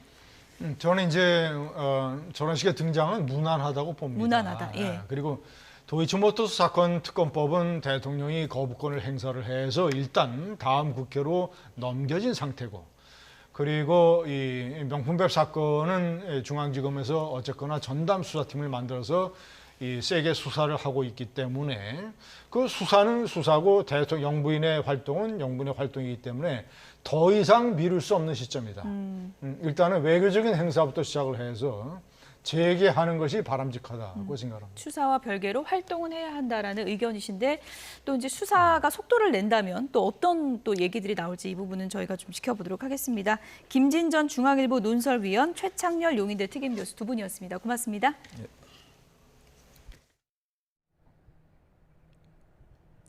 네, 쾌청한 하늘에 주말을 하루 앞두고 쾌청한 하늘에 햇살이 내리쬐고 있습니다. 지금 제 뒤로 정말 푸르게 뻗은 섬진강 옥정호가 보이실 텐데요.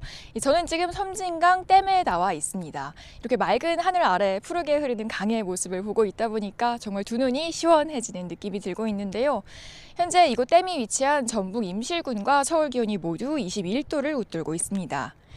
오늘은 이렇게 봄볕이 강하게 내리쬐고 있지만 올해 5월은 계절의 여왕이란 별칭이 무색할 정도로 궂은 날씨가 잦았습니다. 강원 산간에는 때 아닌 폭설이 오는가 하면 연휴와 주말마다 곳곳에 봄호우가 쏟아졌는데요. 계속되는 이례적인 폭우에 한국수자원공사는 오늘 이곳 섬진강 댐에서 극한호우에 대한 특별 대책회의를 개최했습니다. 수자원공사는 올해 조암댐에는 예년보다 2배가량 많은 비가 집중돼서 5월 기준으로는 최초로 수문 방류를 시행했다고 밝히기도 했는데요. 그런 만큼 보통 6월에 돌입하는 홍수기 비상체제를 한 달 앞당겨서 조기에 가동한 겁니다. 오늘 오전 수자원공사 사장 및 임원진, 본사와 전국댐 관리자들은 극한호우 상황을 가정한 모의 훈련에 참여했고요. 이어서 이곳 섬진강 댐의 현장 상황도 점검했습니다. 기상청과 전문가들은 올여름에도 역대급 호우 피해를 냈던 작년만큼 강한 장맛비가 재현될 가능성이 크다는 전망을 내놓고 있는데요. 그만큼 집중호우 상황에 대비한 철저한 사전 점검과 관리가 필요할 것으로 보입니다. 오늘 전국 하늘 대체로 맑은 가운데 점차 기온이 빠르게 오르고 있습니다. 서울과 임실 25도, 대구 28도 등 한낮 기온이 25도 이상을 보이는 곳이 많겠는데요. 강한 볕에 대기가 메마르면서 제주 산간에는 건조주의보가 내려졌고요. 자외선 지수도 전국적으로 높음에서 매우 높음 수준까지 지속했습니다. 최근 쉬는 날마다 궂은 날씨가 이어졌지만 내일과 모레는 전국 하늘이 대체로 맑겠습니다. 다만 날씨는 오늘보다 더 더워지겠는데요. 특히 다가오는 휴일에는 서울 한낮 기온이 28도, 이곳 임실구는 29도까지 올라서 여름 더위가 기승을 부리겠습니다. 이 낮 동안은 따뜻함을 넘어서 다소 덥다 싶은 날씨가 계속되겠지만 일교차에는 주의가 필요합니다.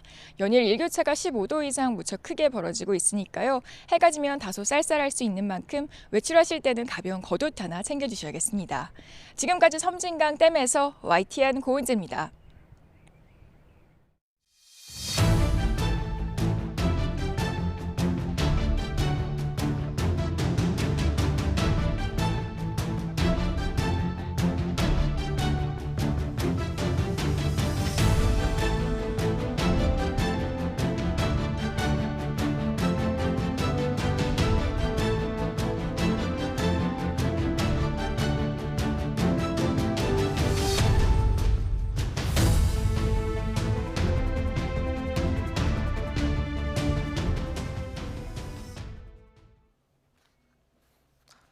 핫한 이슈를 전문가에게 물어보는 이슈콜입니다.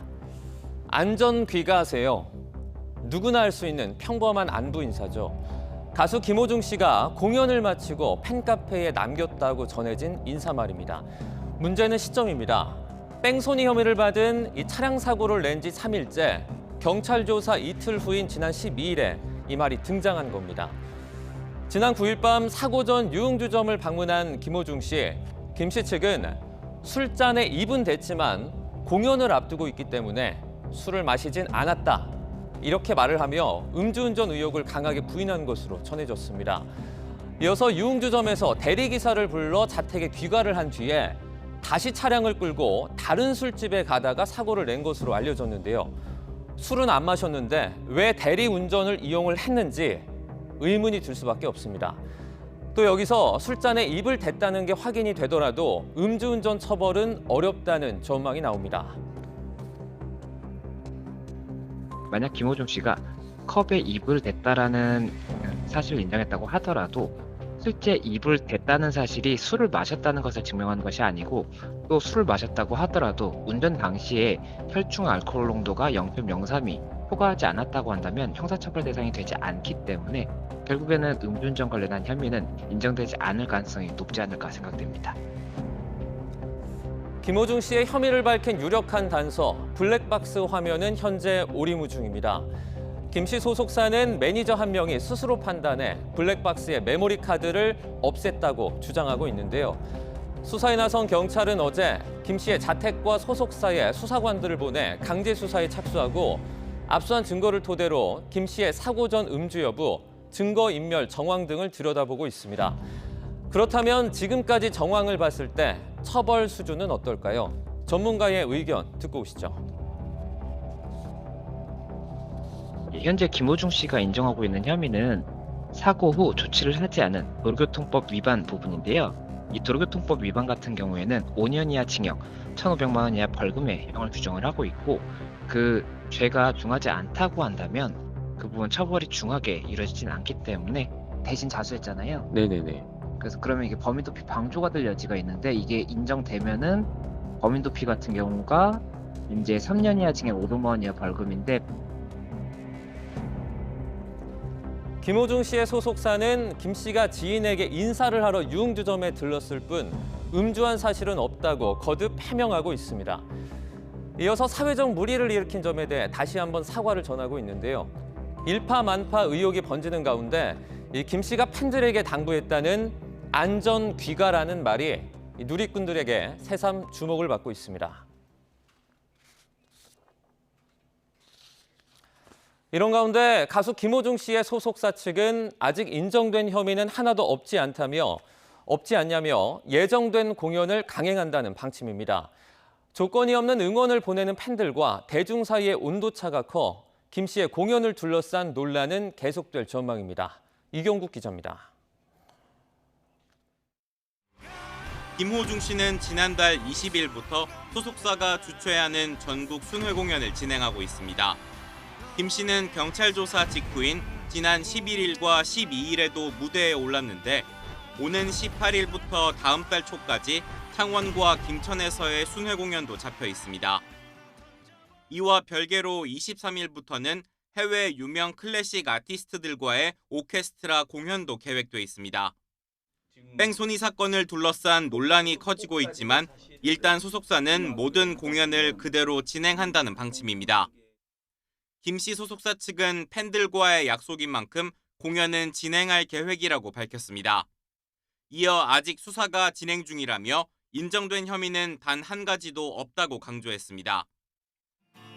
하지만 오케스트라 공연 주최 측인 KBS는 공연 주관사에 대체 출연자 섭외를 요청했고 기존 계획대로 공연할 경우 주최 명칭과 로고 사용을 금지하기로 했습니다. 반면 팬카페에는 응원이 이어지고 있습니다. 특히 일부 팬들은 이해가 된다, 살다 보면 그럴 수 있다며 김 씨를 옹호했고 음원 사이트 스트리밍과 인기 차트 투표를 인증하는 글도 종일 이어졌습니다. 전문가들 사이에선 무분별한 감싸기에 대한 비판의 목소리도 나옵니다. 변질된 코어 팬덤 같은 경우에는 오히려 매연을 확장을 못 시키고 일반 대중한테 부정적인 브랜드 가치를 줄 가능성이 높습니다. 아티스트도 착각에 빠질 수 있다고 보거든요. 이번 사건을 바라보는 대중과 팬들의 온도 차이가 뚜렷한 상황. 김 씨의 공연을 둘러싼 논란은 더 확대될 가능성이 커 보입니다. YTN 이경국입니다.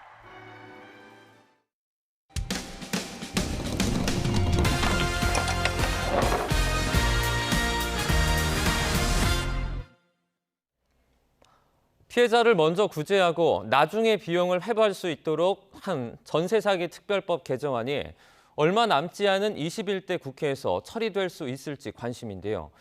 그런데 이런 개정안이 통과되더라도 보증금 방환이 어려운 사각지대에 놓인 피해자들이 있습니다. 임혜진 기자가 취재했습니다.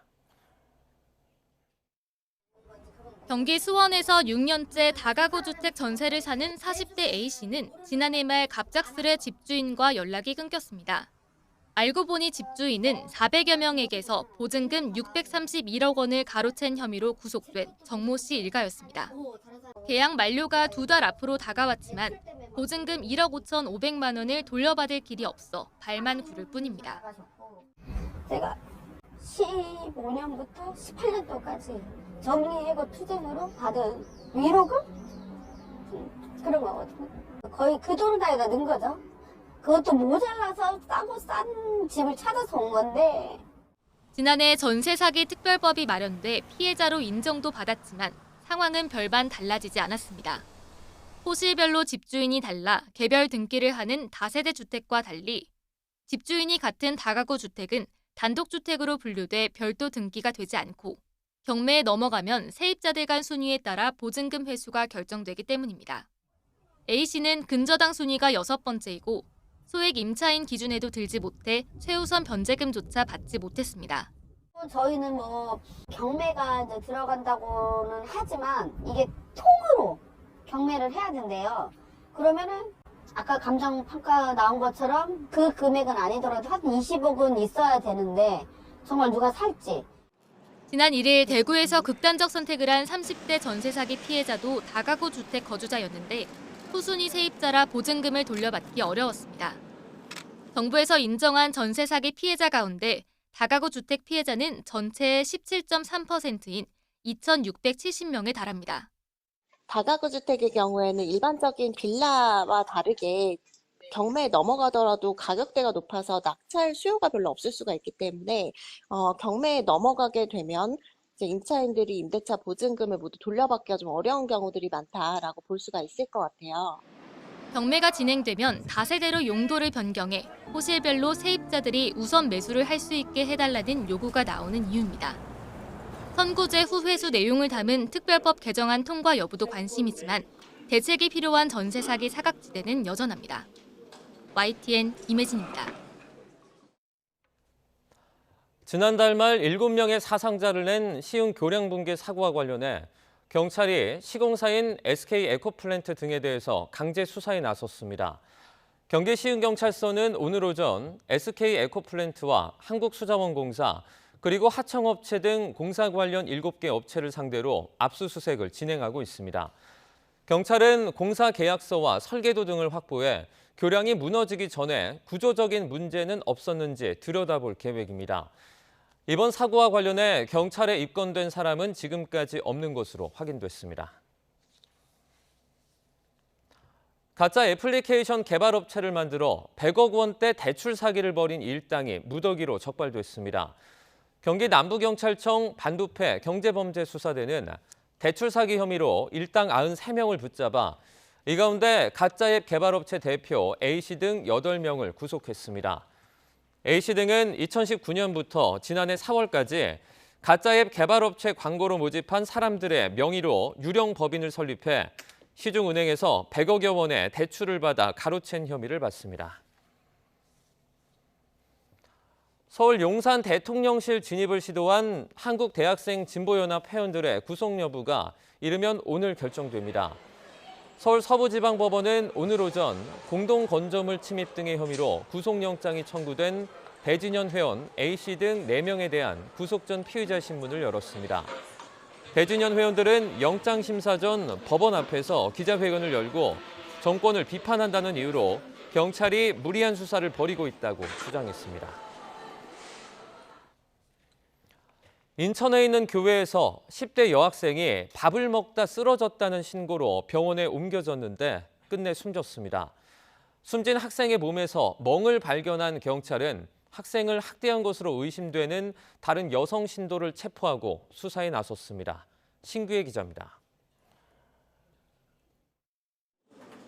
늦은 시각, 경찰차 한 대가 비를 뚫고 골목을 올라갑니다. 인천에 있는 교회에서 10대 여학생 A양이 밥을 먹다가 의식을 잃었다는 신고가 들어온 건 저녁 8시쯤. 함께 있던 50대 여성 신도 B씨가 A양의 입에서 음식물이 계속 나오고 있다며 신고한 겁니다.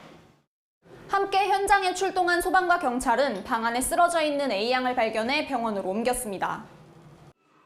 당시 숨을 제대로 쉬지 못했던 A양은 심폐소생술을 받으면서 병원으로 옮겨졌는데 4시간 만에 끝내 숨졌습니다. 경찰은 A양의 몸에서 멍자국을 발견하고 B씨를 아동학대 혐의로 긴급 체포했습니다. 두 사람은 교회 안에 같은 호실에서 생활하고 있었는데 A양이 함께 지내던 B씨에게 학대를 당했다고 본 겁니다. 이에 교회 측은 학대 때는 없었고 오히려 딱한 사정을 들은 B 씨가 A양 가족에게 제안한 끝에 함께 지냈던 거라고 주장했습니다. 1월 달에 아버지가 돌아가시고 3월 달에 일로 왔어요. 오랫동안 지인이니까 친구고 그러니까 내가 걔를 임시로 봐줄 테니까 네 몸만 우선 추려라. 교회 측은 A양의 몸에 남아있던 멍자국도 학대 흔적은 아니라고 주장하고 있는 가운데 경찰은 B 씨를 상대로 자세한 경위를 조사하고 있습니다.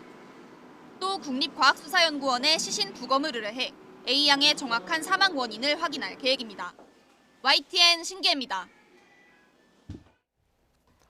어제 새벽 베이징에 도착해 시진핑 주석과 하루 종일 밀착을 과시한 푸틴 러시아 대통령. 방중 이튿날이자 마지막 날인 오늘 동방의 모스크바라고 불리는 하얼빈으로 갔습니다. 빠듯한 일정을 쪼개서 이 변경의 도시로 날아간 배경은 무엇인지 중국 연결해서 들어보겠습니다. 강정규 특파원. 네, 베이징입니다. 네, 푸틴이 1박 2일 방중 일정 가운데 이 절반을 하얼빈에서 보내는 이유가 뭡니까?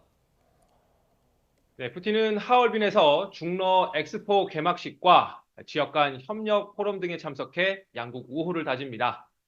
2차 세계대전 때 이 지역에서 함께 싸운 소련군 전사자 기념비에도 헌화하며 이른바 혈맹을 과시합니다.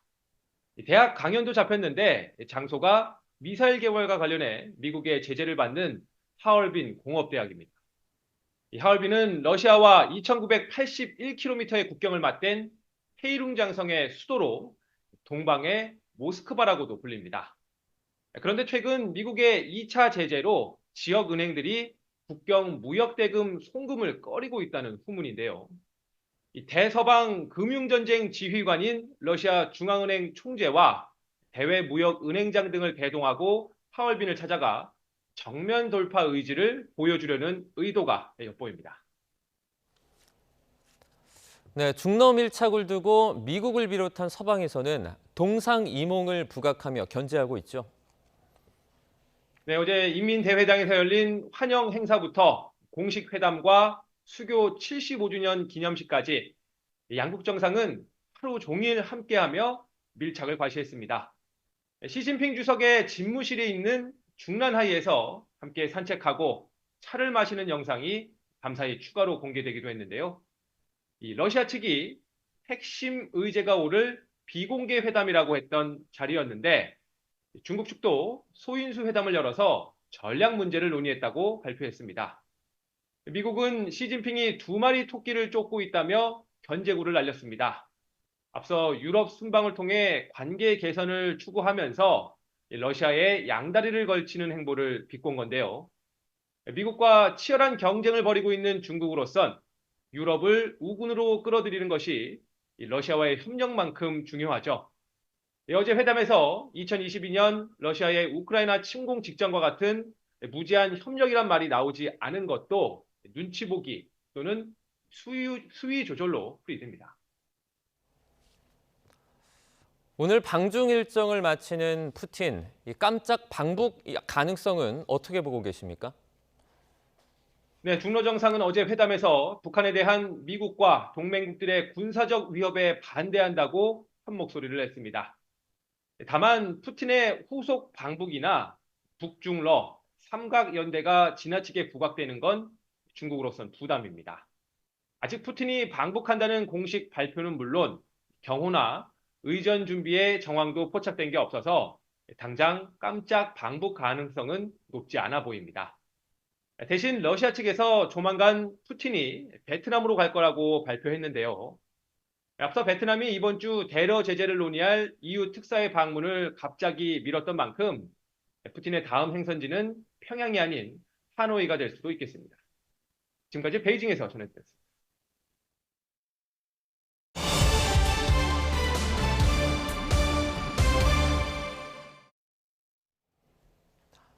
법원이 어제 의료계가 낸 의대 증원 집행정지 신청에 대해서 각하 또는 기각했습니다.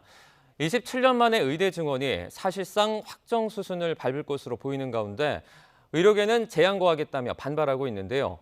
관련 내용에 대해서 임주혜 변호사와 함께 이야기 나눠보겠습니다. 어서 오세요. 네, 안녕하세요. 네, 이제 정부의 의대 정원 2,000명 증원에 의료단체가 반발을 하면서 이 문제가 불거지기 시작을 했는데요. 법정 공방으로 옮겨 붙어서 이제 집행정지 신청 항고심까지 갔습니다. 결국에는 각하 기각 결정이 내려지게 됐는데 이게 근거가 어떻게 됩니까? 그렇습니다. 어제 있었던 그 재판은요, 기본적으로 이런 의료 대란을 어떤 예비하고자 의대 증원 처분이 있었고요. 이 의대 증원 처분에 대해서 자의적인 처분이라고 하면서 의료계에서 이 처분을 취소해달라는 취소 소송이 있었습니다. 이 취소 소송은 현재 계속 진행 중인 것이고요. 취소 소송이 진행됨에 따라서 이 재판에는 시간이 걸리기 때문에 당장 이 처분의 어떤 여러 가지 과정을 멈춰달라. 이 지금 멈추지 않으면 나중에 돌이킬 수 없는 손해가 있다는 점을 이제 강조하면서 이 집행을 정지해달라는 집행 정지 처분에 대한 판단이 어제 있었던 겁니다. 네. 앞서 있었던 판단에서는 누가 제기했는지 여부와 관계없이 이제 의사들 그리고 전공의들, 의대 지망생들, 의대생들 모두에 대해서 1심에서는 각하가 있었지만요. 어제 항고심에서는 일부 기각, 일부 각하가 있었는데 일단 그 사람별로 나누어서 의대생이 제기한 부분에 대해서는 기각이 있었고요. 네. 그 외의 당사자인 뭐 전공의들이라던가 지금 의대 준비생에 대한 부분에 대해서는 각하 결정이 있었습니다. 네. 그 판단 근거는 기본적으로 지금 이 처분을 당장 멈출 만한 긴급성은 어느 정도 이제 인정이 되지만 현재 이 의료 개혁을 단행해야 되는 공공복리가 더 크다고 본 것이 주요했다고 판단할 수 있을 것 같습니다. 네, 그러면 결과를 좀 봤을 때 의대생들 같은 경우에는 이 소송을 제기할 만한 자격이 있다 이렇게 판단을 한 건가요? 그렇습니다. 이 부분이 굉장히 의미 있다고 볼 수 있는데요. 예를 들어서 변호사인 제 입장에서 제가 갑자기 의대 증원이 문제가 있다 하고 소송을 제기할 수는 없습니다. 네. 왜냐하면요. 저는 어떻게 보면은 그런 이익의 당사자가 아니기 때문에 소송을 누구나 제기할 수 있다고 한다면은 굉장히 낭비가 발생을 할 수 있겠죠. 네. 그렇기 때문에 당사자 적격이 인정될 때 소송을 제기해서 그 시시비비를 가려볼 수 있는 것이 당사자 적격의 문제인데요.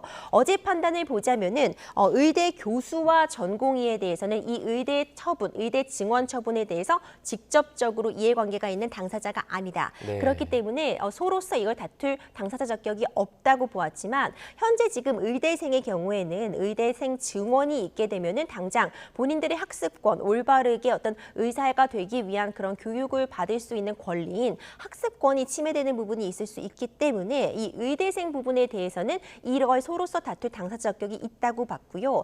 그렇기 때문에 재판을 제기할 수 있는 당사자에는 해당하나 하지만 앞서 말씀드린 것처럼 지금 의대가 증원을 해야 되는 그런 공공의 필요성이 더 크다고 보아서 기각 결정, 이 집행 정지 처분에 대해서는 인정이 되지 않았지만 앞서 말씀드린 것처럼 여전히 이 취소 소송 자체는 계속 진행될 수 있는 그런 상황입니다. 네, 지금 용어가 두 개가 좀 같이 나와서 좀 헷갈릴 수도 있는 부분이 있어서요. 좀 각하와 기각 어떻게 다른지 그리고 어떻게 비슷한지 설명을 좀 해주시죠. 그렇습니다. 각하와 기각 사실상 그 효력에 있어서는 유사하다고 볼 수 있어요. 네. 하지만 그 당사자는 좀 다르다고 볼 수 있는데요. 일단 각하라고 한다면요. 애초에 이걸 소송을 제기할 수 있는 당사자가 아니라는 뜻입니다. 네. 이 법원에서는 계속 일관되게 이번 의대 증원 처분에 대해서 이걸 법적으로 다툴 수 있는 당사자는 해당 증원이 된 이 대학의 총장이 어떻게 보면 다툴 이익이 있는 사람이다라고 거듭해서 밝히고 있거든요.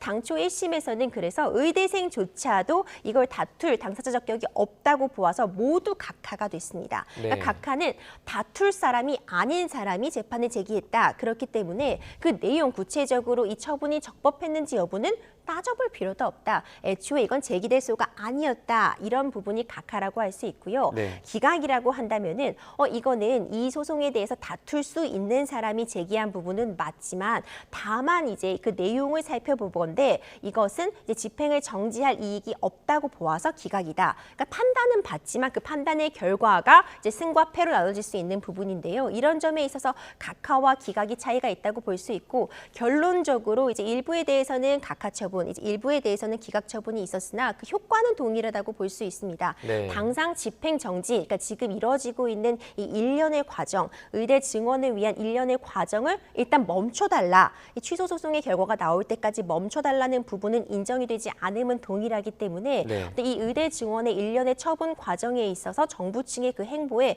탄력이 붙었다고 볼 수 있을 것 같습니다. 네, 그러면 지금 그 법원의 판결 때문에 탄력을 받았다 이렇게 말씀을 해주셨는데 아무래도 정부 같은 경우에는 지금 진행하고 있는 이런 의대 정원의 일련의 과정을 계속해서 좀 추진해 나갈 가능성이 높겠네요. 그렇죠. 앞서 말씀드린 것처럼 이 처분의 적법성을 다투는 이제 행정소송으로서 취소소송은 계속 진행이 되고 있습니다. 네. 하지만 지금 그보다도 굉장히 시급했던 부분이 일단 지금 당장 올해 입시가 있잖아요. 네. 그렇기 때문에 지금 차근차근 어떤 대학마다 그 증원 규모가 지금 분배가 되어 있고요. 관련해서 학칙 개정이라든지 심의라든지 절차가 계속될 예정인데 이 부분을 취소소송의 나중에 만에 하나라도 이 취소가 가능하게 된다 하더라도 이 진행 중인 절차가 계속해서 이루어지면은 사실상 번복하기가 굉장히 어려운 결과가 발생을 하거든요. 네. 그래서 만약 이 집행정지 일단 지금 하고 있는 것들을 멈추라라는 그런 판단을 어제 받았다면은 모든 이런 과정에 있어서 일단 급제동 브레이크가 걸리는 과정이었는데 네. 일단 사법부에서 지금 집행정지할 정도의 아니다. 이 집행정지가 만약 내려진다면은 더 큰 공공복리의 어떤 침해가 발생할 수 있기 때문에 물론 이 의대 증원을 하는 과정에서 이 2,000명이라는 규모를 정함에 있어서 이 사법부에서도 이 증원의 어떤 근거를 가져오라고 했고 뭐 49개 정도의 회의록 등의 자료 등이 제출됐다고 하는데 이 회의록 등에서 일부 어떤 미비점들은 있을 수 있으나 정체적으로 봤을 때 어떤 하자가 크게 존재하지 않기 때문에 기본적으로 지금 이 집행정지 신청이 받아들여지지 않았거든요. 네. 그렇기 때문에 앞으로 어떤 정부의 정책 추진에 있어서는 좀 탄력을 받았다고 평가할 수는 있을 것 같습니다. 네. 이제 의료계를 대변하고 있는 이병철 변호사 말에 따르면 무승부다 이렇게 또 말을 했거든요. 이런 시각의 이유는 뭡니까? 그렇습니다. 일단 어제 항고심이었고요. 이제 이 의료계 측에서는 즉시 재항고하겠다고 밝혔습니다. 네. 그렇기 때문에 이 집행정지 부분에 대해서도 아직 대법원 판단이 남아 있기는 합니다. 하지만 이제 여러 가지 이제 이 과정을 보건대 빨리 대법원 판단이 나오긴 좀 어렵습니다. 필수적으로 걸쳐야 하는 그런 절차들이 있기 때문에 최소 한두 달은 소요가 될 수밖에 없거든요. 네. 그렇기 때문에 이제 대법원 판단이 있기는 하지만 사실상 이제 2심까지 이제 각하 기각이 되었기 때문에 완전히 다른 집행정지가 인용될 가능성도 좀 낮다고 평가하는 시각도 분명히 존재하는 것 같고요. 네. 일단 시간이 굉장히 많이 걸릴 수 있기 때문에 이런 부분에 있어서도 어떻게 보면 정부의 정책이 탄력을 받았다고 볼 수 있지만 하지만 의료계 입장에서도 이번 이 항고심 결과가 아주 소득은 없었던 것이 아닌 게요. 여러 가지 관련한 소송이 지금 진행이 되고 있는데 네. 이 당사자 적격 문제가 해결이 되지 않으면 아예 이 법원의 판단을 받아볼 수도 없다는 뜻이거든요. 네. 그런데 어제 앞서 말씀드린 것처럼 적어도 의대생 부분에 대해서는 지금 이 의료개혁의 일환으로서 의대 증원이 지금 현재 의대생의 입장에서는 학습권을 침해할 수 있는 부분이 분명히 존재한다고 인정을 받았기 때문에 네. 앞으로 의대생들이 제기하는 소송들에 대해서는 적어도 법원에서 이 부분을 들여다보고 판단을 받을 수 있는 어떤 또 하나의 근거가 되었기 때문에 네. 이제 의료계 측에서도 물론 이 재항고도 있을 것이고 앞으로 관련 소송에서도 의대생들이 제기하는 그런 소송 부분에 대해서도 다른 결과를 받아볼 수도 있지 않을까 또 이런 기대하는 시선도 존재하고 있는 상황입니다. 네, 이제 일부 기각 결정이 나오면서 법정 공방의 좀 향방이나 흐름이 달라질 수 있을 것 같다는 생각이 듭니다. 그러면 조금 전에 재항고 말씀을 해주셨는데 일정 절차가 있다고 말씀을 해주셨잖아요. 좀 어떤 것들이 있습니까? 그렇습니다. 이제 대법원으로 옮겨가게 되면은요. 어쨌든 사건이 옮겨가게 되기 때문에 다시 한번 좀 사실관계를 확인하는 절차도 필요하고요. 네. 경우에 따라서는 뭔가 추가적으로 어떤 자료가 뭐 제출될 수도 있기 때문에 그 기간은 소요가 되거든요. 그렇기 때문에 아무리 빨리 진행된다고 해도 한두 달, 한 7월 정도는 돼야지 빨라야 6월 말 7월은 돼야지 어느 판단을 기대해 볼 수도 있고 네. 시간이 더 걸릴 수도 있는 상황이기 때문에 이런 점은 좀 감안할 필요가 있을 것 같습니다. 자, 그러면 지금 상황에서 재항고의 결과가 만약에 2심, 그러니까 항고와 달라질 가능성도 있습니까?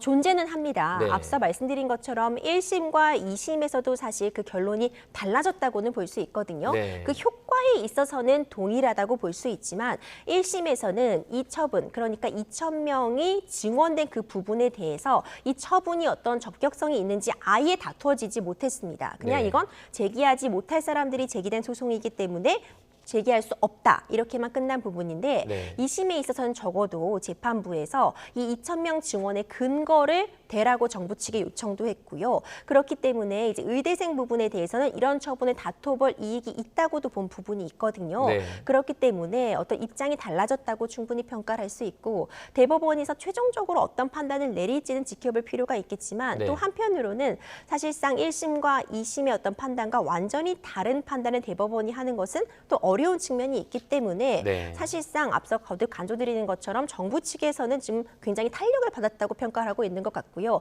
하지만 의료계에서는 여전히 지금 2심에서는 어떤 그 의대생에 대한 당사자 적격은 인정이 되었기 때문에 앞으로도 계속 이와 관련해서 사법적인 투쟁도 계속해 나아가겠다는 입장을 밝히고 있습니다. 네, 이제 재항고에서 다른 결정, 다른 판결이 나올 가능성은 있지만 높지는 않다 이렇게 좀 분석을 할 수 있을 것 같습니다.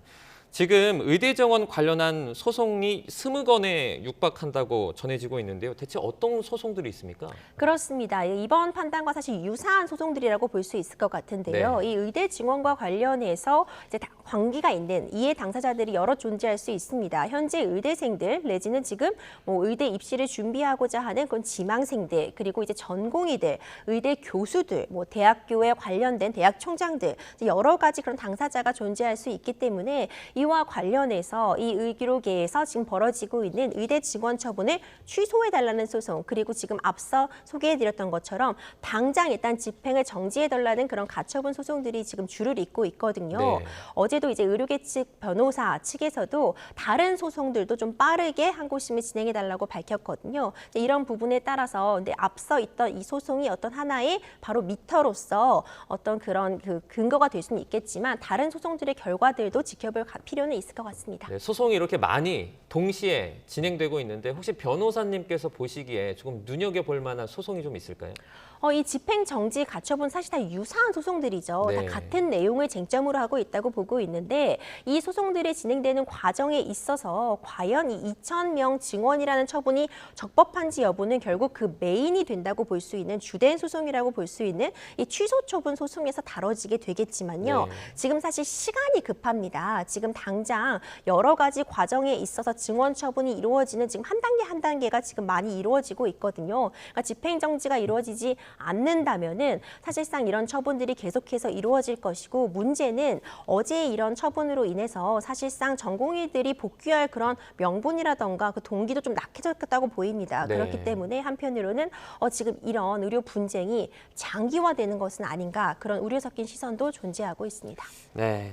지금 일각에서는 의대 증원이라는 게 원래 행정적인 이슈였는데 너무 이 사법적인 이슈로 변해버린 것 아니냐 이런 우려도 나오고 있어요. 이건 어떻게 보세요? 그렇습니다. 저도 그 부분이 굉장히 안타깝다고 생각이 되는데요. 어떤 이제 행정적으로 어떤 처분, 그러니까 정책을 수립하고 함에 있어서는 여러 관계 당사자들이 충분히 토의 과정을 거치고 또 국민적인 합의가 진행되는 것이 필수적일 것인데 네. 이제 그런 부분에 대해서 이 당사자들 간의 어떤 문제점, 어떤 의견 차이가 좀 첨예하게 존재하다 보니까 결국 이 부분을 사법부에다가 이제 소송으로서 다퉈보게 되었잖아요. 이렇게 소송으로 가게 된다면 양측의 갈등의 골은 더 깊어질 수밖에 없는 것이 제가 법조인으로 봐도 그렇기 때문에 이런 점들 여전히 소송은 계속되지만 대화의 물꼬는 아직도 남아 있거든요. 네. 좀 가급적 좀 서로 타협과 협의를 통해서 해결될 수 있기를 바라는 마음입니다. 네. 그리고 당장 내년 증원을 하기 위해서 대학들이 학칙 개정에 속도를 내고 있는데요. 그렇죠. 일부 대학들은 지금 이 학칙 개정에 좀 난항을 겪고 있습니다. 부산대, 제주대, 경북대 학칙 개정안이 부결이 됐는데 이 경우에는 그럼 증원 못하는 겁니까? 지금 현행 고등교육법을 보자면요. 네. 이제 학생 정원을 학칙이 정한다. 학칙을 통해서 정해지는 것으로 규정이 되어 있습니다. 네. 그렇기 때문에 어떤 학칙 개정이 있어야지 이 증원 규모가 좀 더 반영이 되고 이 학칙 개정이 있은 다음에 이제 대학교육협의회 심사를 신청하는 그런 과정들이 남아 있는데 일단 네. 학칙 개정이 어려우면서 나중에 이제 수정할 수 있다는 그런 단서를 붙여두긴 했지만요. 지금 여러 여러 대학들에서 학칙 개정에 좀 난항을 겪고 있는 것은 맞습니다. 네. 이제 앞으로도 이제 줄줄이 학칙 개정을 이제 시도할 것으로 보이는데 일단 기본적으로 지금까지는 어제 있었던 그 집행정지 재판의 결과를 좀 지켜보겠다는 입장들이 좀 많았거든요. 네. 그런데 어제 이 집행정지 결정에 대해서 이제 각하 기각이 나오면서 이제 학칙 개정이 탄력을 받았다. 이제 학칙 개정이 이루어질 것이라고 보는 시각도 존재하지만 여전히 이제 교수들의 반발도 굉장히 거센 상황이기 때문에 네. 또 대법원 판단이 남아 있잖아요. 앞으로도 계속 지지부진하게 학칙 개정이 이루어지지 않고 시간이 경과할 것이라는 그런 시각도 존재하고 있습니다. 네, 이제 학칙 개정 같은 경우에는 조금 더 지켜봐야 될 부분인 것 같고요. 전국 의과대학 교수 비상대책위원회 이렇게 말했습니다. 증언이 확정되면 일주일간 휴진을 하겠다. 그런데 이제 아무래도 의료계다 보니까 일반 자영업이랑은 조금 다를 것 같은데 그렇죠. 법적으로 문제는 없습니까? 굉장히 민감한 부분이죠. 앞서서도 처음에 집단 행동에 들어갔을 때도 굉장히 여러 이야기가 있었습니다. 네. 이런 집단적인 사직 행위에 대해서 이걸 뭐 단체 행동, 일종의 단체 행동으로 보고 이 부분에 대해서 의료법을 근거로 해서 업무 개시 명령이 발동이 되었잖아요. 근데 업무 개시 명령을 정당한 사유 없이 이제 이를 이행하지 않으면 처벌 규정까지가 존재해 있었는데요. 네. 지금 이 부분 이런 처벌에 대해서는 잠시 이제 보류하고 있는 그런 상황이지만 네. 지금 오히려 좀 타협과 어떤 회복이 되지 못하고 갈등 관계가 심화되고 있는 그런 양상을 보이거든요. 네. 이제 어제 결정에 반발해서 의료계에서는 더 이제 강력한 투쟁으로 나아가겠다 이렇게 밝히고 있는 만큼 굉장히 좀 어려운 상황이 예상되고 있습니다. 네, 이제 미복귀 전공의들의 어떤 면허 정지 같은 행정처분 가능성 얘기도 나오고 있는데요. 이 부분은 좀 어떻게 흘러갈까요? 그렇습니다. 지금 계속해서 어떤 복귀가 이루어지지 못하고 이제 지지부진한 상황이 계속되고 있는데요. 앞서 말씀드린 것처럼 이제 업무 개시 명령이 있었고 정당한 사유 없이 위반했을 때 이에 대한 처벌 규정은 존재합니다. 하지만 이제 대화의 물꼬를 트기 위해 일단 좀 보류해 둔 상태인데요. 이 상황이 계속 지속된다면 정부로서는 다시 한번 그 처벌의 카드를 꺼낼 수도 있을 것 같고요. 네. 만약 또 처벌이 이루어진다면 더 큰 의료 혼란이 예상되기 때문에 가급적 뭔가 대화의 물꼬를 트는 것이 가장 좀 최선의 방법이 아닌가 이런 생각이 듭니다. 네, 알겠습니다. 오늘은 여기까지 듣겠습니다. 이제 많은 분들이 이런 의정 갈등에 관심을 가지는 이유는 아무래도 병원 진료 어려워지고 의료 수준이 좀 낮아지는 거 아니냐 이런 것 때문이거든요. 갈등이 좀 사그라지길 바라보겠습니다. 임주혜 변호사와 함께했습니다. 고맙습니다. 감사합니다.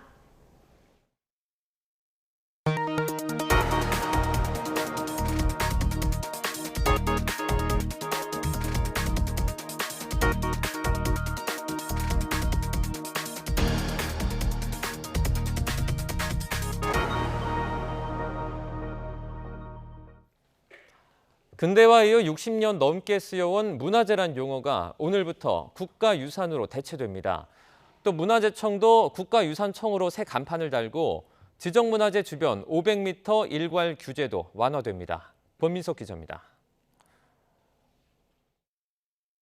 지난 1962년 문화재 보호법 제정 이후 문화재란 용어는 반세기 넘게 통용돼 왔습니다.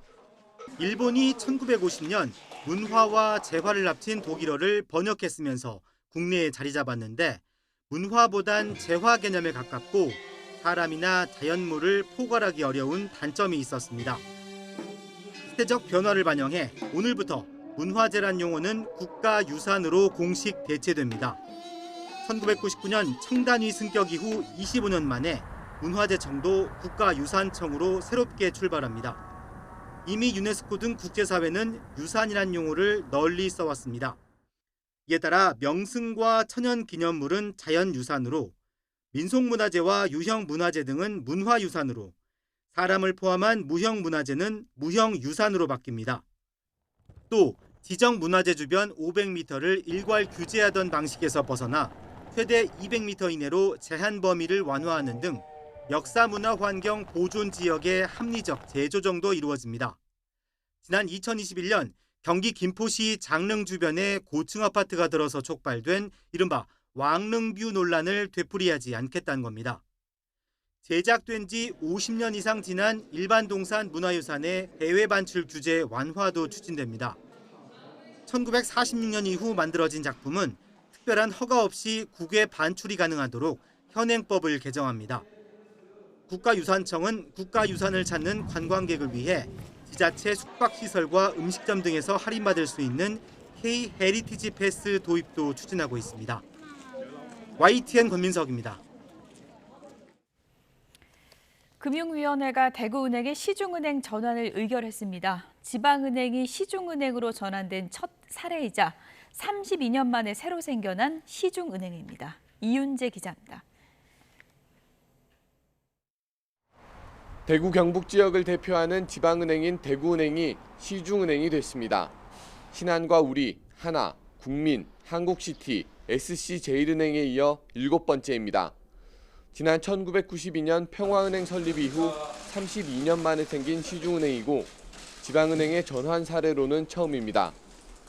대구은행은 지역에서 자리 잡은 지 57년 만에 전국을 무대로 영업하며 덩치를 키울 수 있게 됐습니다. 다음 달 주주총회를 거쳐 사명을 IM뱅크로 바꾸고 수도권과 지방은행이 없는 강원과 충청 등에서 공격적으로 영업한다는 계획입니다. 금융 소비자와 은행업, 더 나아가 국가 경제에 긍정적 변화를 만들어 가겠습니다.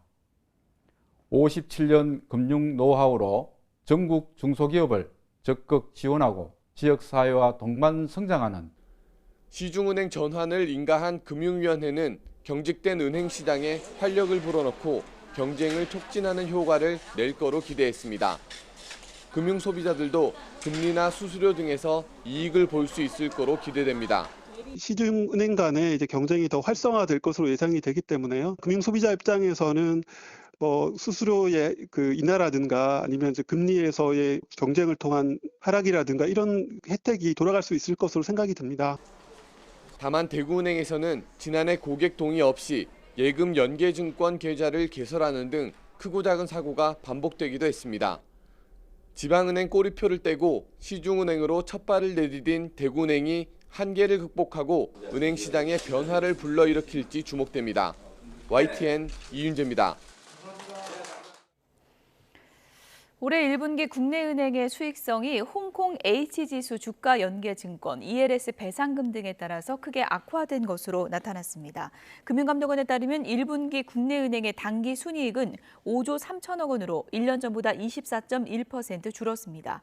이와 관련해 금감원은 견조한 이자 이익 수준이 지속됐지만 ELS 배상금이 1조 8천억 원에 달해 순이익 감소 요인으로 작용했다고 설명했습니다. 네, 드론 택시로 불리는 도심항공교통이나 자율주행차는 가까운 미래에 우리 삶을 바꿀 핵심 기술이죠.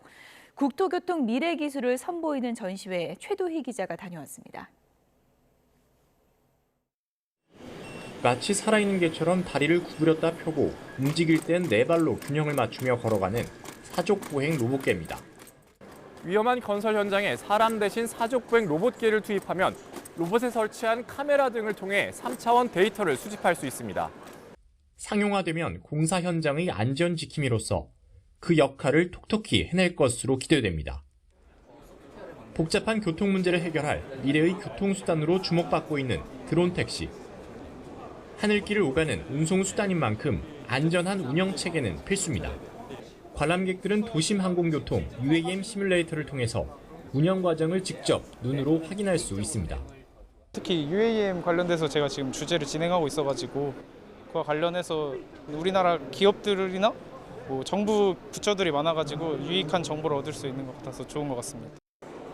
운전자의 개입이 없어도 차량 스스로 주행 상황을 인지하고 판단해 제어할 수 있는 레벨 4 수준의 자율주행 차량이 상용화될 경우 차량 배치와 반납을 자동으로 할 수 있는 공유차 서비스 애플리케이션도 눈길을 끕니다. 이렇게 미래의 삶을 바꿀 것으로 기대되는 국토교통 미래 기술이 한자리에 모였습니다. 관련 기술 연구자들에게는 기술을 실증하고 개선하는 기회가 됐고 이런 기술 대전에 참여함으로써 랩실에서만 모든 실험을 진행하는 것이 아니라 실제 현장에서 저희가 개발한 기술을 실증하고 검사하고 또 개선할 수 있는 그런 기회를 가질 수 있는 점이 가장 좋습니다. 관람객들에겐 삶에 밀접한 국토교통 관련 미래 기술을 미리 만나보는 체험의장이 됐습니다. YTN 최두입니다. 인공지능과 로봇이 일상화되면 교육 방식도 지금과는 상당히 달라질 텐데요. 미래교실의 모습을 미리 만나보는 교육 박람회가 열렸습니다. 최소라 기자입니다. 공원 한복판에 인공지능 로봇개가 등장했습니다. 진짜 강아지처럼 앞발을 주기도 하고 엎드리며 애교도 부립니다. 되게 신기하고 과학기술이 많이 발전했다 생각했어요. 곳곳에 마련된 부스에서는 어린이가 코딩을 통해 자율주행 미니카를 조작하기도 하고 자동차를 움직였어요. 네, 그게 어렵진 않았고 많이 재밌었어요. 가상현실에서 비행 시뮬레이션을 하거나 드론을 직접 조종하기도 합니다. 네, 생각보다 훨씬 더 재밌었고 근데 조금 잘 마음대로 안 돼서 조금 어려웠어요. 서울 양천공원부터 양천구청, 사잇길과 도로까지 커다란 교실로 바뀌었습니다. 올해로 2회째를 맞은 Y 교육박람회에서는 로봇과 인공지능, 가상현실, 증강현실, 드론 등 미래 기술을 직접 체험해 볼 수 있습니다. 고등학교와 대학교 입시 설명회와 유학 상담, 성향별 학습 방법을 알려주는 진로 상담, 대학생 멘토링도 진행됩니다. 야외에 마련된 무대에서는 인기 유튜버와 스타 강사, 수능 만점자의 강연과 토크쇼도 진행됩니다. 영유아부터 어르신들까지 다양하게 참석할 수 있는 프로그램을 준비했습니다. 앞으로 우리 대한민국의 교육이 어떻게 가야 되는지에 대해서 한번 배울 수 있는 그런 장이 되지 않을까 이렇게 기대합니다. 첨단 기술을 만난 미래 교실의 모습을 직접 보고 체험해 볼 수 있는 Y 교육박람회는 양천구청 일대에서 18일까지 진행됩니다. YTN 사이언스 최소라입니다. 아랍연맹 회원국 정상들이 가자 전쟁 해법을 찾기 위해 모인 자리에서 이스라엘이 휴전 노력을 회피한다는 주장이 나왔습니다.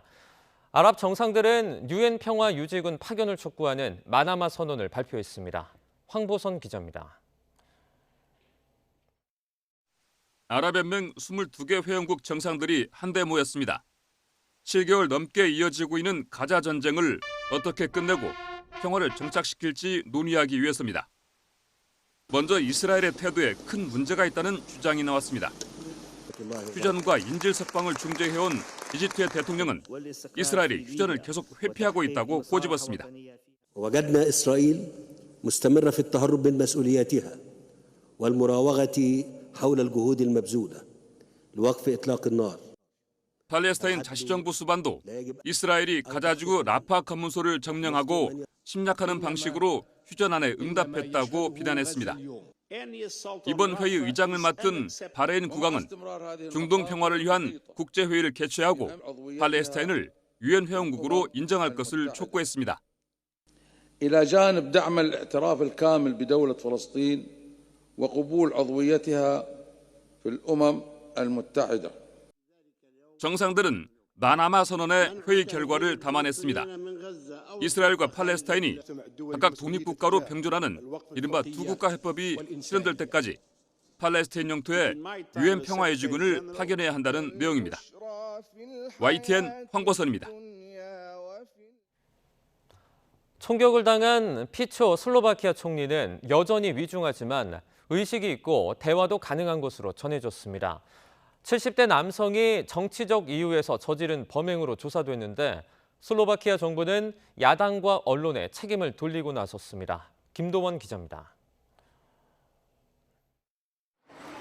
피초 슬로바키아 총리를 저격한 범인은 71살의 남성이었습니다. 경찰은 현장에서 체포한 총격범을 살인 미수 혐의로 기소하고 부인도 체포했습니다.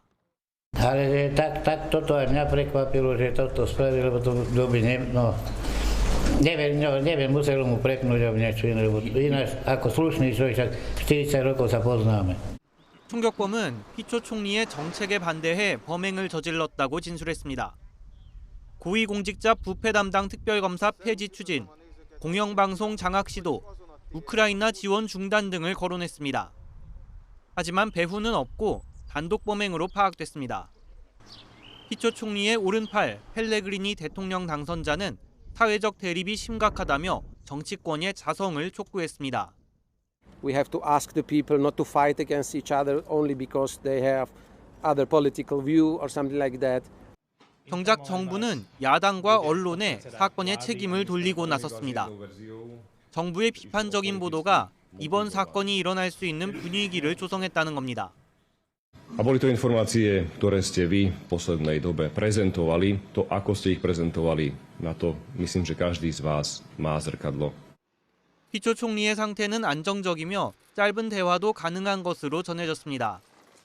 하지만 아직 안심할 수는 없는 상태라 당분간 중환자실에서 치료가 계속될 예정입니다. YTN 김도원입니다.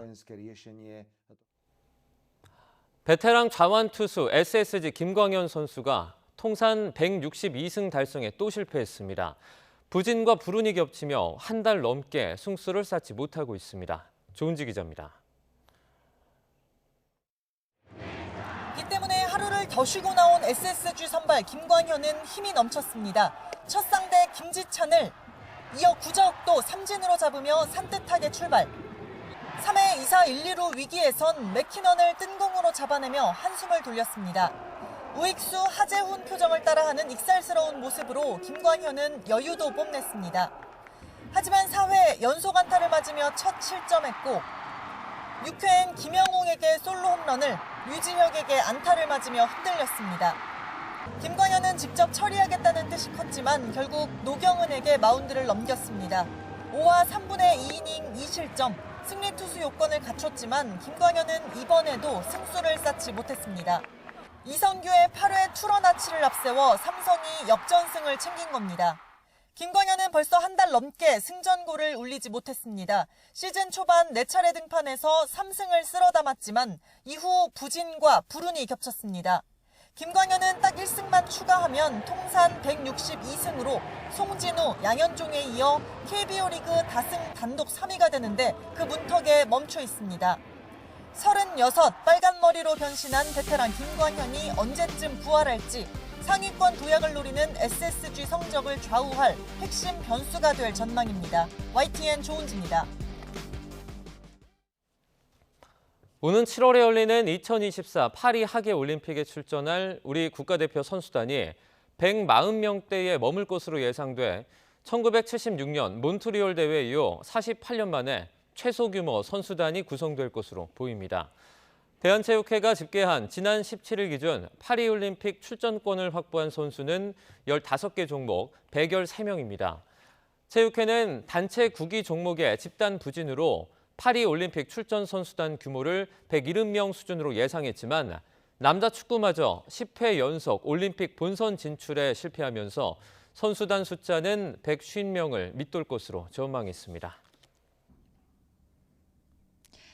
파란 하늘 아래 푸른 강이 펼쳐져 있습니다. 저는 지금 섬진강의 최상류인 옥정호 위에 나와 있는데요. 이렇게 푸른 산을 배경으로 드넓게 펼쳐진 섬진강의 모습이 그야말로 장관입니다. 오늘 날이 정말 따뜻해서 이렇게 옷차림 가볍게 하시고 바깥 나들이 나오셔도 좋겠는데요. 제가 오늘 이곳 옥정호를 찾은 이유는 이곳에 섬진강 댐이 있기 때문입니다. 1965년에 준공된 섬진강 댐은 우리나라 최초의 다목적 댐입니다. 최근 이례적인 봄호우와 기상이변이 계속되면서 오늘 이곳에서는 극한 호우에 대비한 대책회의와 모의 훈련이 열렸는데요. 디지털 시뮬레이션으로 섬진강 주변에 하루 반 사이 400mm의 폭우, 이른바 극한 호우가 내린 상황을 시연했습니다. 한국수자원공사는 다가오는 여름을 앞두고 이 같은 호우 상황에 대비해서 홍수 조절량을 미리 확보하고 있습니다. 예년의 3배 수준인 61억 톤을 확보하는 작업인데요. 우리나라에서 가장 큰 댐인 소양강 댐 저수량의 2배가 넘는 수준입니다. 기상청과 전문가들은 올여름에도 역대급 호우 피해를 냈던 작년만큼 강한 장맛비가 재현될 가능성이 크다는 전망을 내놓고 있는데요. 그만큼 집중호우 상황에 대비한 철저한 사전 점검과 관리가 필요할 걸로 보입니다. 오늘 전국 하늘 대체로 맑은 가운데 낮 동안 다소 덥다 싶은 햇살이 내리쬐고 있습니다. 서울과 임실 25도, 대구 28도 등 한낮 기온이 전국적으로 25도를 웃돌겠는데요. 강한 볕에 대기가 메마르면서 제주 산간에는 건조주의보가 내려졌고요. 자외선도 무척 강한 만큼 외출하실 때는 자외선 차단제 꼼꼼히 바르셔야겠습니다. 최근 쉬는 날마다 굳은 날씨가 이어졌지만 내일과 모레는 전국 하늘이 대체로 맑겠습니다. 다만 날씨는 오늘보다 더 더워지겠는데요. 특히 다가오는 휴일에는 서울 한낮 기온이 28도, 임실구는 29도까지 올라서 여름 더위가 기승을 부리겠습니다. 이 낮 동안은 따뜻함을 넘어서 다소 덥다 싶은 날씨가 계속되겠지만 일교차에는 주의가 필요합니다. 연일 일교차가 15도 이상 무척 크게 벌어지고 있는데요. 해가 진 뒤에는 다소 쌀쌀할 수 있는 만큼 외출하실 때는 가벼운 겉옷 하나 챙기시면 좋겠습니다. 지금까지 섬진강 댐에서 YTN 고은재입니다. 뉴스나 오늘 순서는 여기서 마치겠습니다. 다음 주 오전 11시 30분 더 생생한 뉴스로 찾아뵙겠습니다. 여러분 고맙습니다.